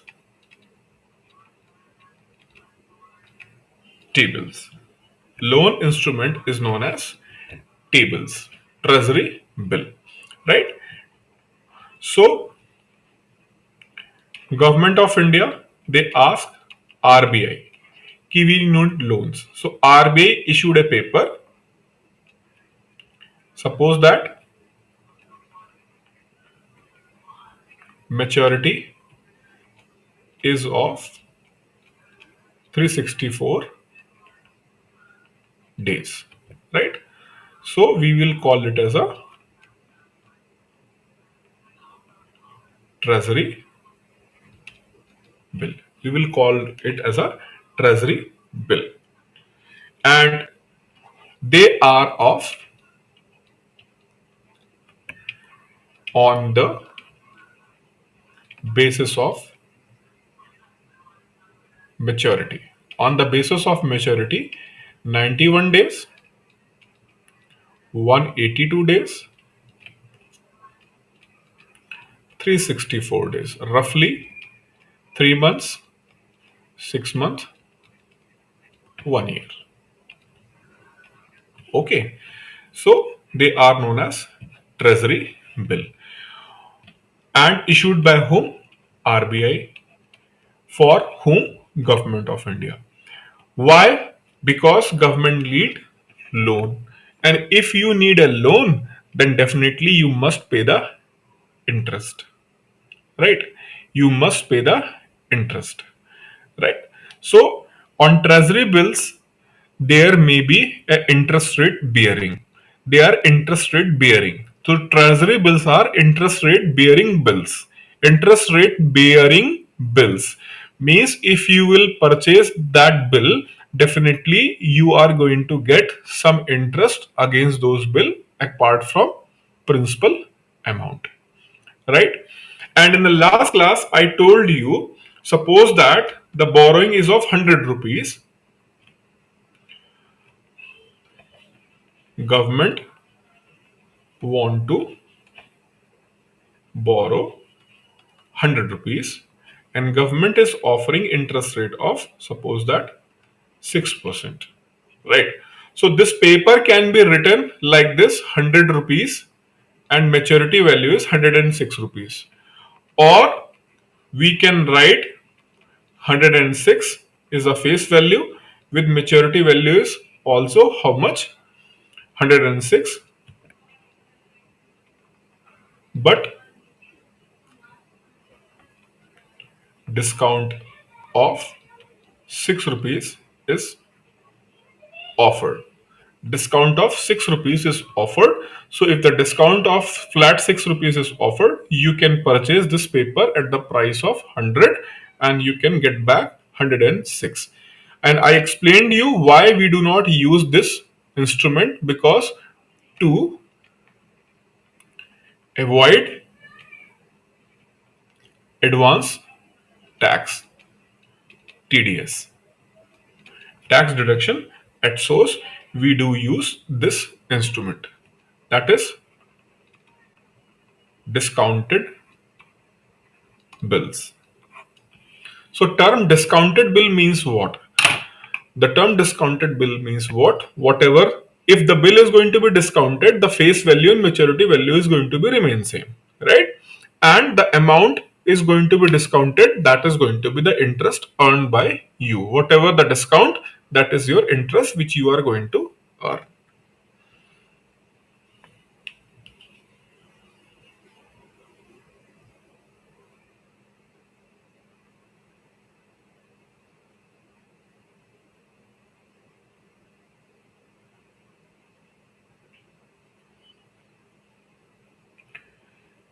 sir ये एक ऐसा bill है जिस पर आज मिलता है खरीदने वाले को, ब्याज मिलता है खरीदने वाले को,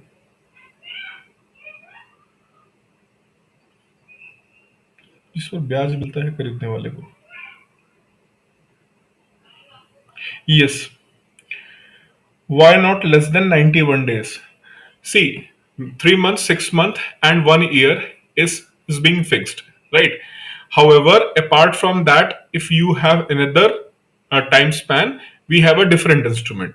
Treasury bill are having the fixed maturity period of either 3 months, 6 months, or 1 year, right? Quarterly or half yearly or monthly, because generally the spending, borrowing, or the income or the taxations we are received on the quarterly basis.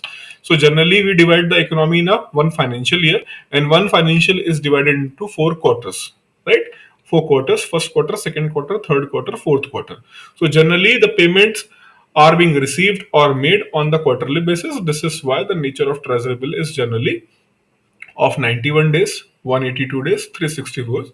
However, in past there was also a different kind of the treasury bills, on tap treasury bill and ad hoc treasury bills, which are having like 14 days duration, something like that. But it was a kind of instrument which was misused, right? So they were raised for the special cases, but under those special cases they were misused. So that's why they are being abandoned. Right now, only these three treasury bills are being used.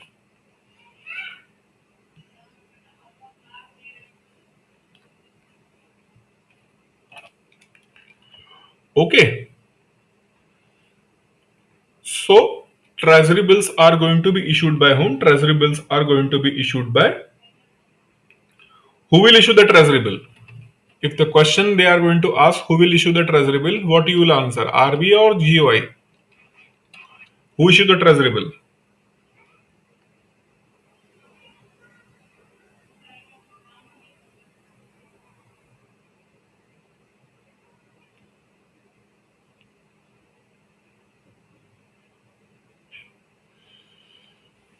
No, if in the question paper they will give you these two options.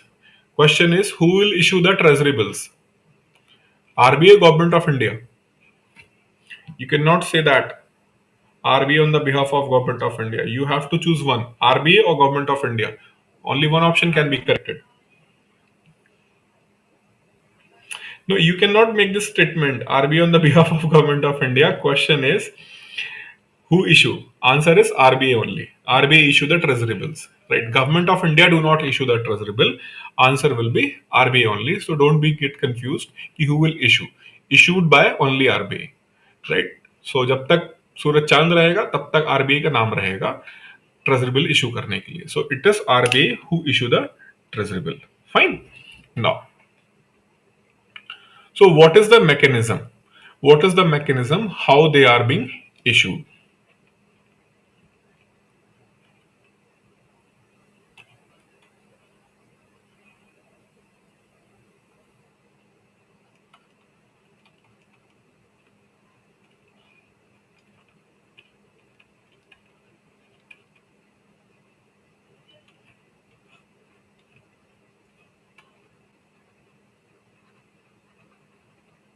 Auction. Fixed price means what? Fixed price means the treasury bill is of how much? Treasury bill of 106. Maturity is also 106. Duration is 364 days. Right? 364 days is the duration, and flat discount of how much? Flat discount of 6 rupees is available. Right? Fixed 6 rupees is available. So this is one treasury bill. Right? So government want to borrow how much? Government want to borrow 10,000 crore or 40,000 crore. Government want to borrow 40,000 crores. So what government will ask RBI to issue the treasury bill? RBI is issuing one treasury bill, and through one treasury bill RBI is going to borrow how much? RBI is going to borrow, see, this treasury bill having the face and maturity value of 106, but they are issuing on the discount of 6 rupees. So by selling this treasury bill, how much RBI is going to get? 100 rupees. And how much RBI have to raise? RBI have to raise 40,000 crores. So multiplied by 400 crore T-bills. So 400 crore T-bills are going to be issued by RBI, and they are fixed price, so anyone can purchase. First come and first serve. Till then they are available, you can purchase it. So this is kind of what? This is kind of fixed. Right? Now here what RBI can do? How RBI can earn the money? Right? How RBI can earn the money? Matlab, if RBI not going to earn any money, why? If it is going to offer this flat discount of 6%, 6 rupees, the discount of 6 rupees is being given by the RBI, then RBI is going to raise 40,000 crores, and the same amount they are going to pay to the government of India. Right? But what RBI did, RBI said that government of India and RBI, right? So they started negotiations, and under the negotiations, government of India agreed to pay how much? 6%. RBI said that okay. RBI said that okay. How much you want to borrow? Government said that 40,000 crore we want to borrow. We want to borrow 40,000 crore and we can pay 6% interest. RBI said that fine. ठीक है. अब now don't worry, I will arrange this 40,000 crore for you. Fine. And you have to pay the 6% interest. Now RBI has issued this treasury bill, and RBI said that what, 106 and 106, but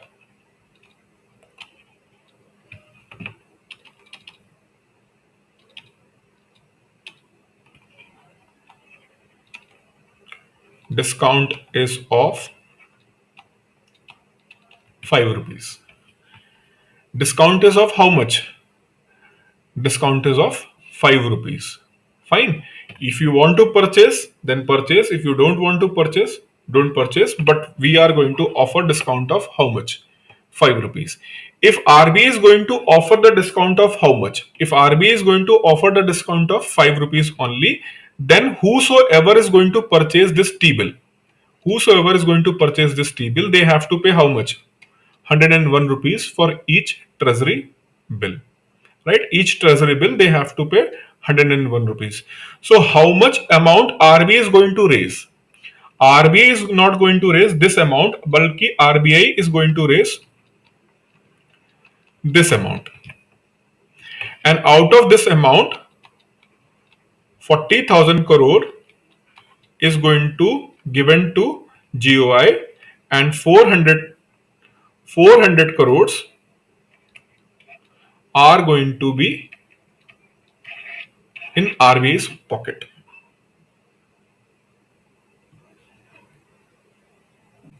Right? 40 crore, 400 crores will go to then the RBI's pocket, whereas government is going to what? Government is going to get 40,000 crores. However, on the annual basis, whatever the profit is going to be generated by RBI, RBI pay dividend to GOI, and sometimes it is 60%, sometimes it is 80%. Right? So more or less amount will go back to the what? Government of India. Right? So this is the process how this fixed price or the fixed coupon rate treasury bill are being sold in the market. Is it clear?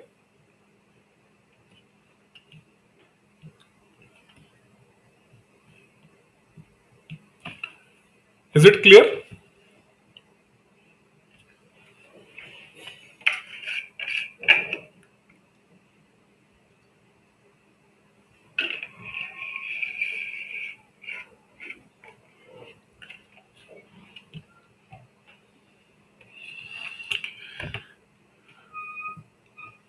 Now, if it is clear, but please hold it, right? Because the tricky part is going to start right now. The tricky part is going to start right now. What is the tricky part? Now we will move towards auctioned treasury bill. Auctioned treasury bill, right? Auctioned treasury bills, what RBI is going to say that? RBI is going to say that what is the face value? 106. What is the maturity value? 106. Under the auction, RBI is going to say that, under the auction, RBI is going to say that you can bid for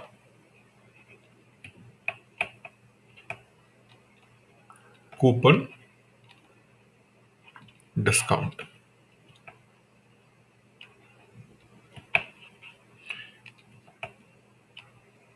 Maximum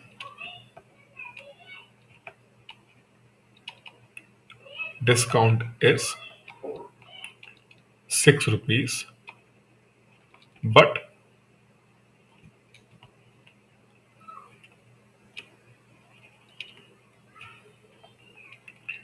T-bill,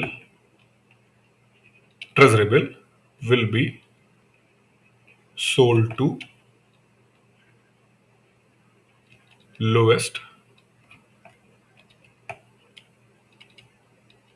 bidder. Lowest bidder. So suppose that A, B, C, D,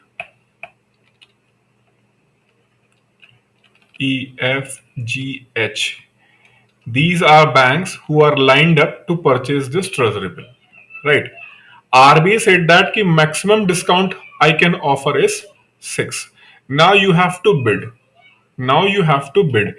So A bidded for 5.60. He said that ki rather than 6, I need, you can give me at the discount of 5.60. B said that 5.50. Same said by C. D said that 5.30. E is saying that 5.40. F is saying that 5.20. G is saying that 5.35. Right? 5.35. Okay. And H is saying that how much? H is saying that 5. H is saying that 5. So if H is saying that 5, whereas A is saying that 5.60. 5.60. So RBI is offering maximum discount of how much? 6. So if RBI is going to accept his bidding, what will happen? RBI have to give the discount of how much? 5.60. What is the value? 6.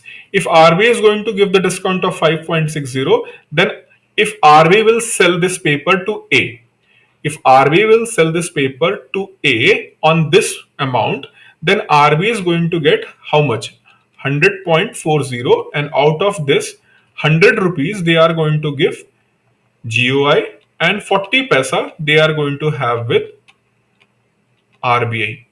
Whereas if RBI will accept his bid, then what will happen? Then in that case, RBI is going to get how much? RBI is going to receive 101, right? RBI is going to receive 101, and 100 can be given to GOI, and 1 rupees will be the profit of whom? 1 rupees will be the profit of Reserve Bank of India. So that's why RBI will go for lowest bidder.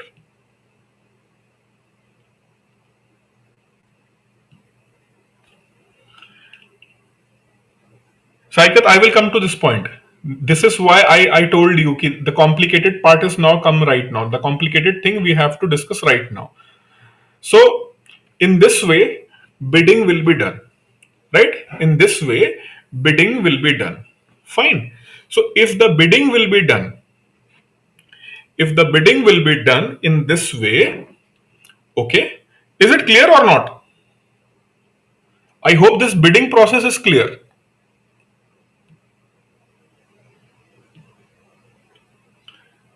This bidding process is clear? Okay. If this bidding process is clear, suppose that thing is settled, right? On what date? 17th March 2022. It is settled. Bank, which bank? Bank, कौन सा bank था भाई? H. HDFC ले लेते हैं. H stand for HDFC, right? HDFC, they paid how much? 40,400 crores. Out of this, 40,000 crores went to whom? 40,000 crores went to Government of India, and this 4,000 crores went to RBI. Okay. And after how much? After 1 year, that is 16th March 2023. 16th March 2023. Right? On 16th March 2023, RBI is going to repay the money. RBI is going to repay that money. And when RBI is going to repay that money, HDFC is going to get interest on that 40,000 crores, right? HDFC is going to get the interest. But in between, what happened? In between means during this phase between 17th of March to 16th of March 2023, exactly, or sometime between September, March, April, May, June, July, September, 6 months. So September 2022. September 2022, on this month, HDFC started facing some liquidity related issues. HDFC started facing some liquidity related issues. Fine. So HDFC is a little bit worried. And this situation of HDFC is well sensed by whom? RBI and Government of India. Both know that ki HDFC is the second largest private sector lender. And if the image of HDFC is going to tarnish because of this crisis, then definitely it is going to be what? It is going to be a big problem for private sector banking in India. Right? So immediately to help out HDFC Bank, RBI have made this announcement. RBI made this announcement कि whatever this treasury bills you have, and against that treasury bills how much you have lent, 40,400 crore you have lent that money, right? So if you want, we can purchase back this paper right now. We can purchase this paper right now. If you will sell that paper again, means on this date, we will give you the money. Means you are facing some financial issues, some assets you have, but that assets are going to mature after 1 year. Asset is going to mature when asset is going to mature here, and you are facing the issue at this part of the year. So in order to solve that problem, what we can do, we can purchase those treasury bills even in advance, or means before the maturity. Before the maturity, we are ready to purchase it back, right? Actually, the maturity is what? Maturity is going to be happen on 16th of March 2023. If HDFC is going to request RBI, it's RBI whether it is accepting or refusing it. But generally, RBI, after looking over the situation, ki okay, HDFC Bank is facing some issues, then they can say that ki okay, fine, whatever the interest of 6 months, we can discount it and we can purchase it from you. So sometimes this is also going to be repurchased little bit earlier. So auction is not only being done at first time. RBA only means auction is not being done in the first instance. Here in the first instance, auction was done, right? But if RBA want, they can again go for auctions. Okay, you can bid, means whatever the interest rate you want, because HDFC is holding this paper, na? HDFC is holding this paper, and HDFC is expecting how much? 5 rupees interest. HDFC is expecting 5 rupees interest, right? So 5 rupees interest after 1 year. At this time, they are expecting how much interest we are going to get. At this point of time, we will get the interest of how much? We are going to get the interest of 5 rupees. Fine. So what is their expectation after 6 months? So their expectation is after 6 months at least 2.50 rupees on each security. When I purchase that security, that is treasury bill, that is going to mature after 1 year. And after 1 year, I will get how much? 5 rupees as an interest. But now situation arises, and in this situation, I need money, and for that money, I can sell my treasury bills back to RBI even little bit earlier, right? Even little bit earlier. But because the 6 month is already over and the annual interest is of how much? 5 rupees. So I am expecting how much? 2.50. But maybe RBI say that No, we will purchase it only 2.20. We will not pay this amount. We will pay only this amount. If you agree, then you can sell it back. Otherwise, go ahead with that one. Right? So, in this way, treasury bills are not kind of bill which is non-transferable. Treasury bill is a kind of bill which is transferable. Which is transferable. Transferable means you can trade it further. You can trade it further till then its maturity.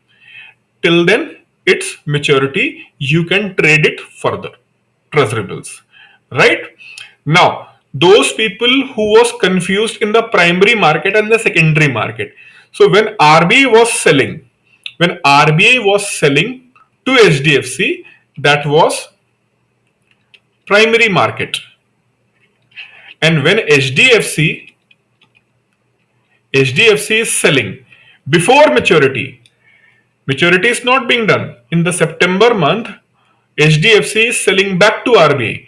This selling is going to be called as what? This selling is going to be called as what? Secondary market. Now, one more twist. RBI was saying that we will pay how much? RBI was saying that we will pay you 2 rupees 20 paisa. And what HDFC was demanding? HDFC was demanding 2.50.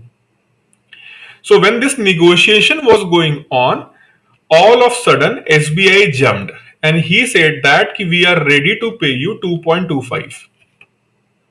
We are ready to pay you 2.25 if you will transfer this bills to us. PNB said that we will pay you 2.30. So in this way, auctions will be held in the secondary market also, and the trading of treasury bills are going to happen in the secondary market. Right? So these are the two types of the treasury bill market. One is a primary market when RBI will sell. When RBI will sell the treasury bill, it's a primary market. When it is being sold by those who have purchased it, like commercial banks, insurance companies, mutual funds, those who have purchased it and they want to sell it before the maturity, we will call it as a secondary market of treasury bill.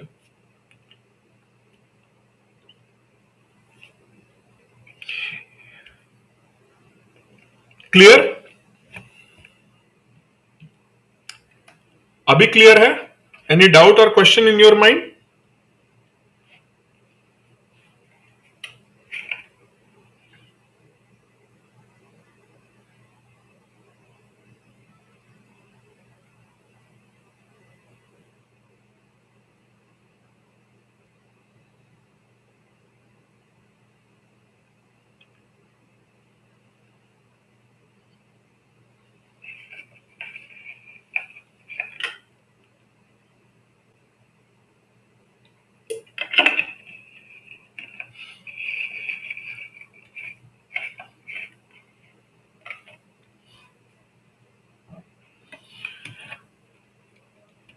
अच्छा, I am giving you two terms.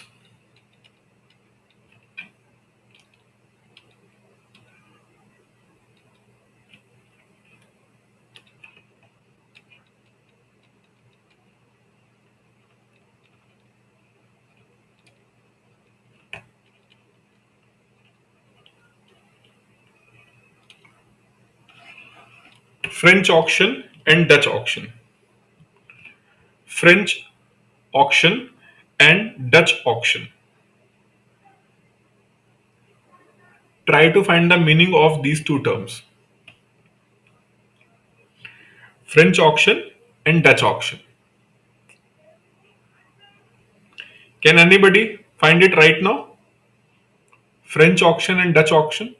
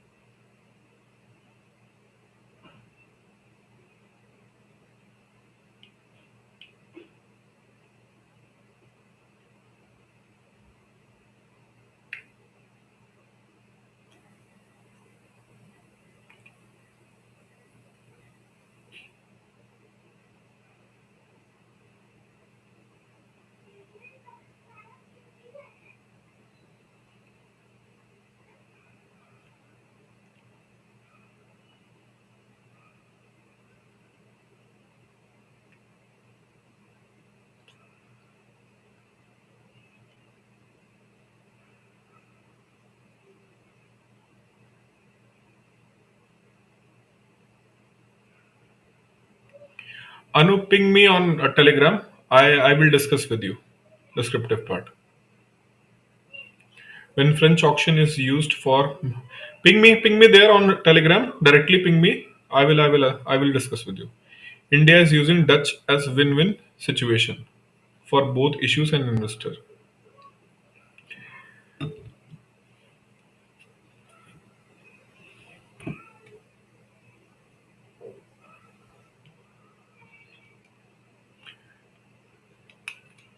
अरे ये तो the thing which you guys are telling me, that is the copy paste from the Google. I just want to know what it is. French auction and Dutch auction, what it is, I'm asking.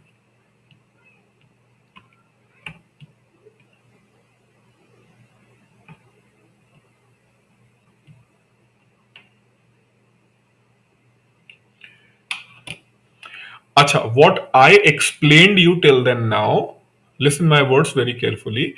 What I have explained you till then now, I hope you understood these treasury bills can be repurchased.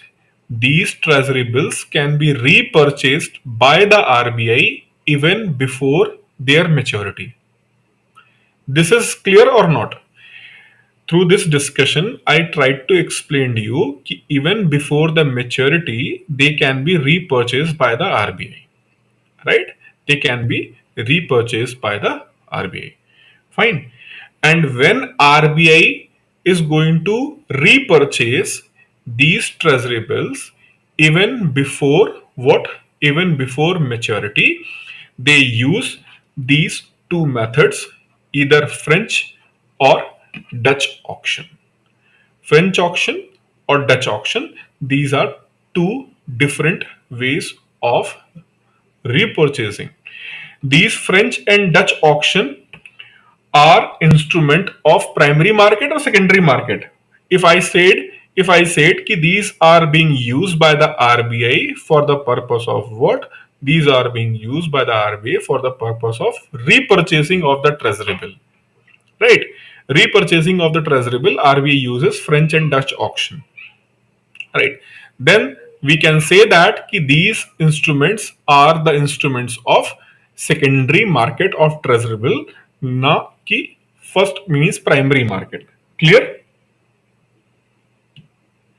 Okay. So French and Dutch auctions are the part of secondary market. Fine. So here you have seen that RBI has given the option of how much? Sorry, RBI has given the option of this 2 rupees 20 paisa. RBI said that they will offer 2 rupees 20 paisa. Listen very carefully from here, huh?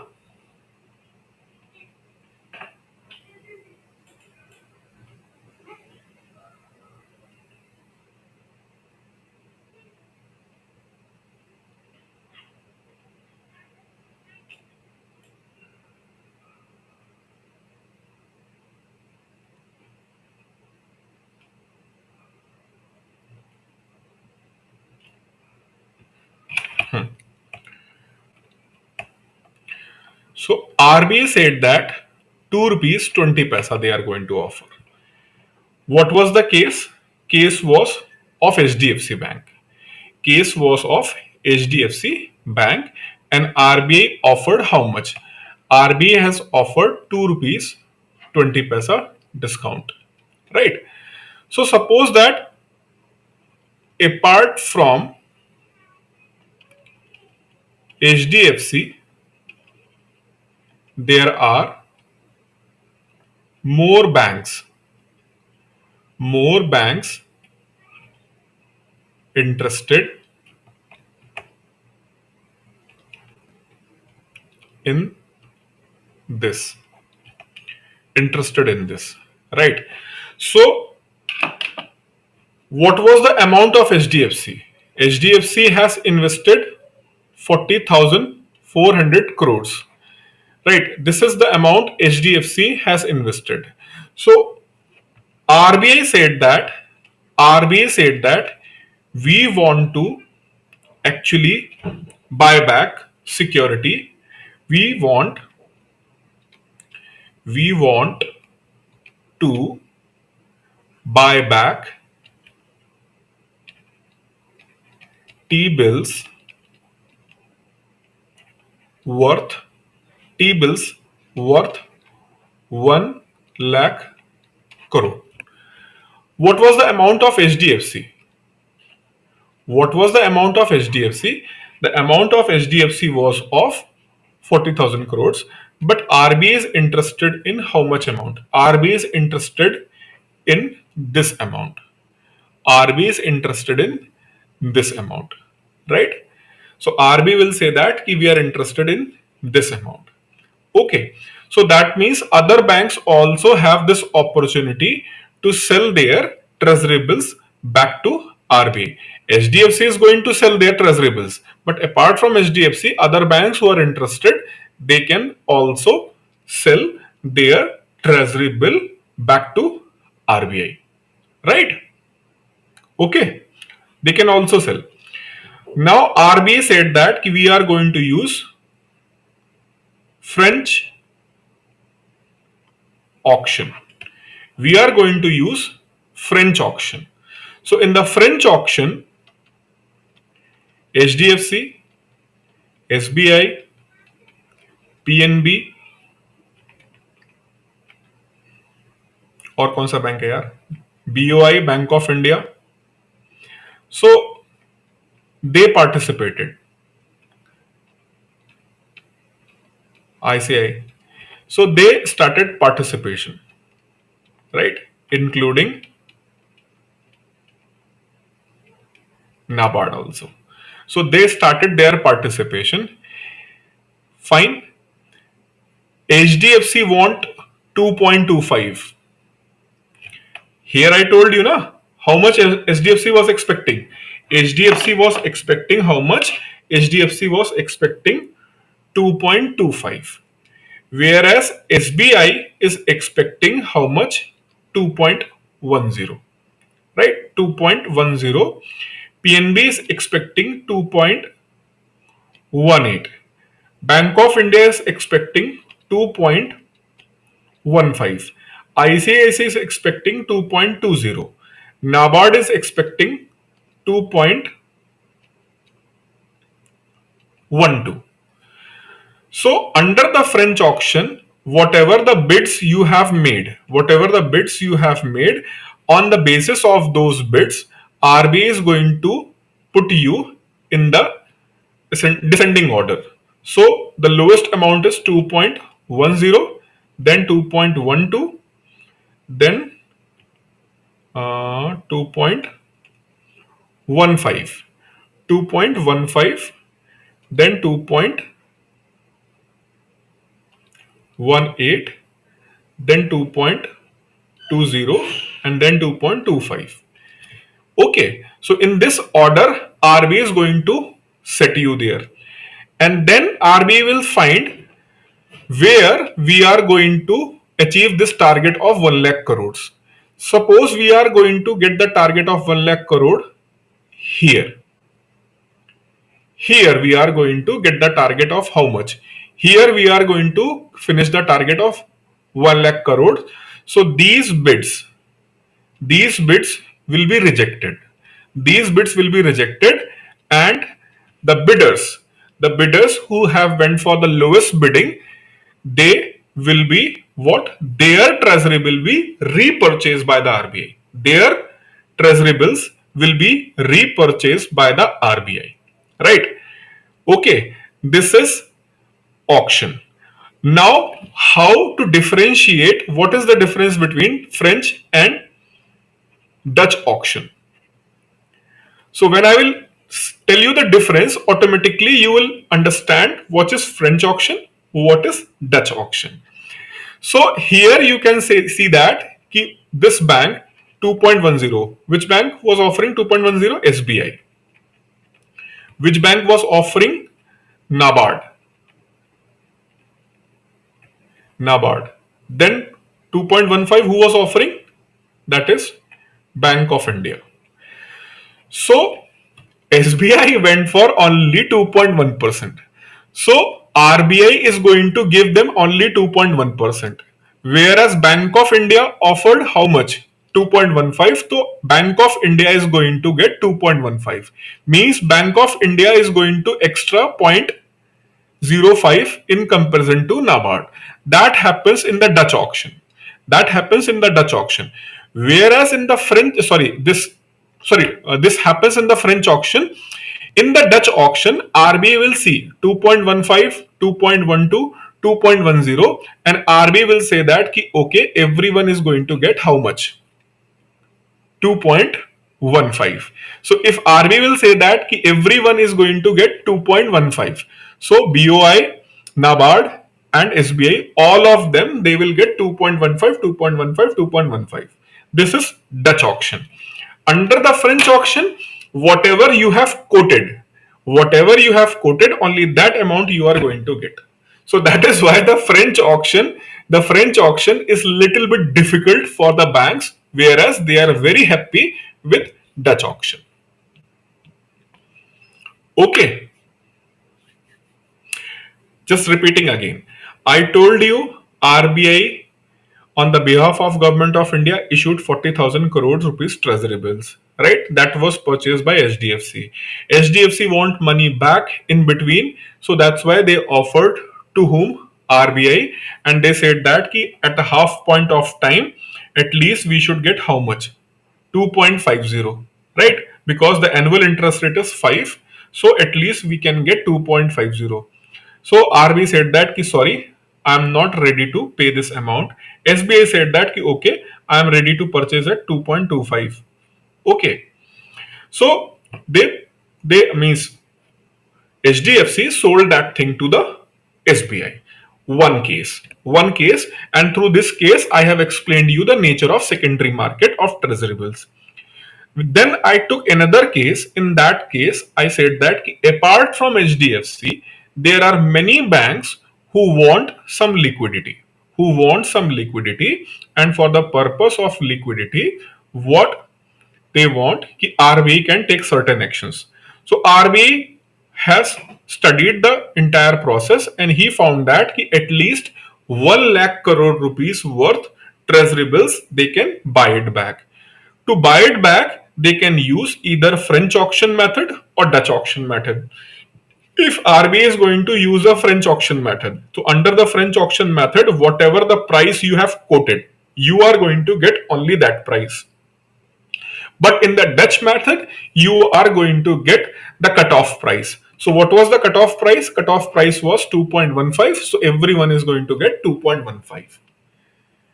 Right? So this is what Dutch method and French method.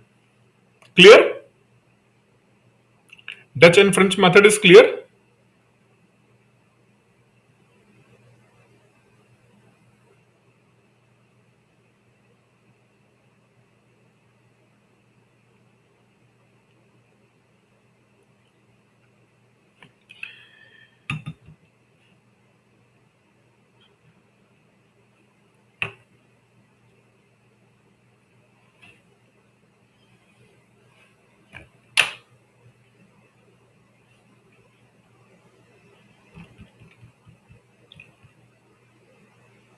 Rest of the people, please let me know.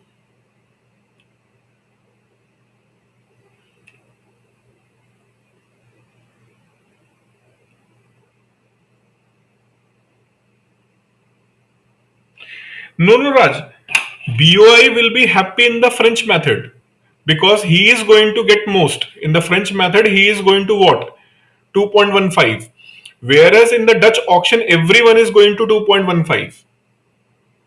Everyone is going to get 2.15 in what? Dutch method. But in the French method, BOI is going to get 2.15. BOI have taken a risk because BOI know that SBI may offer only 2.10, and if I will offer 2.15, maybe my bid is going to be rejected. So French auction method is more competitive in nature, but that competitiveness causes anxiety among the investors, right?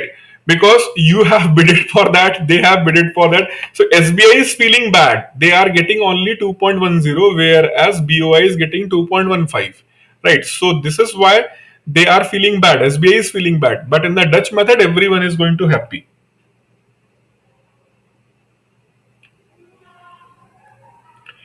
If you are going to see in any of the French or Dutch method, if you are above the cutoff price, you are out. You are out of the bidding.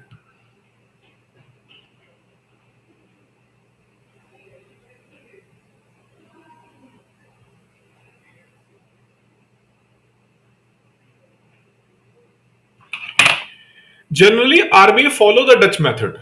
Generally, RBI follow this Dutch method, but sometimes RBI can also go for, it's not certain, but most of the time they will follow the Dutch method.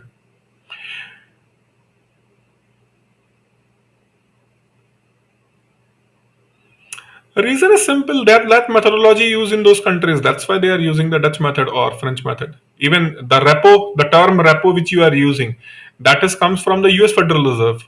India do not have any history of this using this term originally. The term originally used by the US Federal Reserve. So the term what you called as a repo, they are coming from the Federal Reserve concept. It was not original Indian concept. It was Federal Reserve concept of repos. Right. The term repo, repurchase obligation. What you say that na repo and reverse repo. It is actually REPO.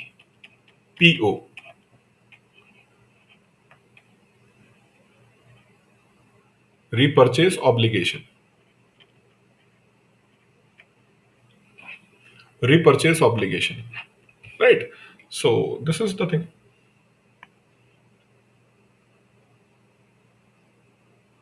नहीं IPO में क्यों होगा? Why there will be the IPO? IPO वो that is completely different methodology. वो different methodology होता है. उसको discuss करेंगे. When I will discuss the IPO I will discuss in the detail. Don't try to compare those things. These are the completely different thing.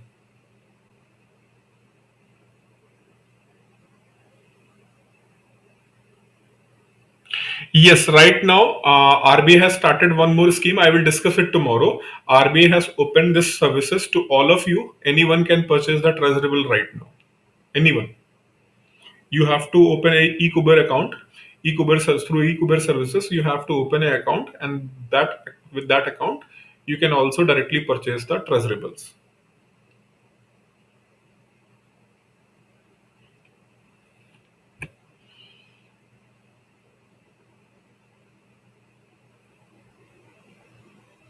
Yes, retail direct scheme. I think I have one.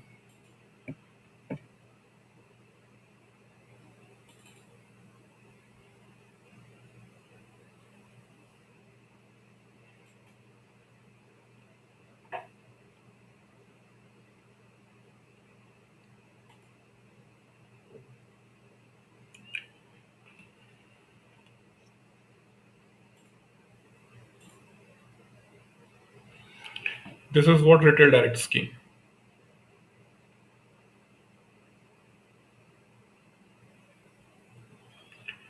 But now I am completely exhausted. Now I do not have energy to go further because I took almost 6 hours class from morning to 4:30, and now I have taken, I think, 2.5 hour class. So now I am completely exhausted.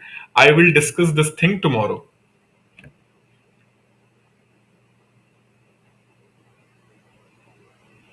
Okay, FPA answer I will share. FPA answer I will share.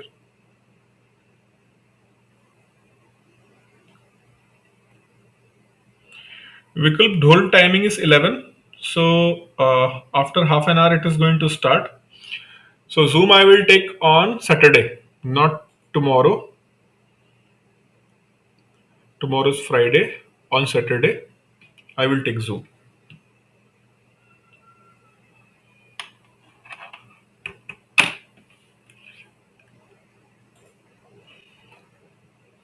Brief में मेरे से नहीं होता है. I don't do this things in the briefly. ठीक है, अपना तो फंडा है, कूटो तो ढंग से कूटो, वरना बिल्कुल मत कूटो, छोड़ दो. तो सेम थिंग हियर ऑल्सो. पढ़ाओ तो अच्छे से पढ़ाओ, वरना बिल्कुल मत पढ़ाओ. ठीक है. ओके. सो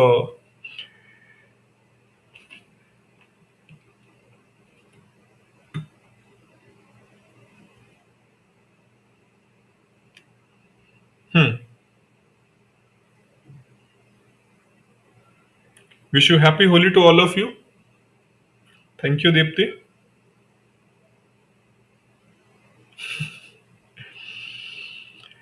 कल का let's see means कल होली है. I think people are not going to allow me. I want to go for it, but कल no class. I will message in the morning or afternoon. By afternoon I will clear. Happy Holi to all of you.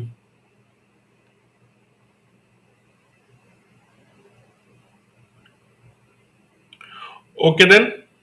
Good night. Happy Holi to all of you.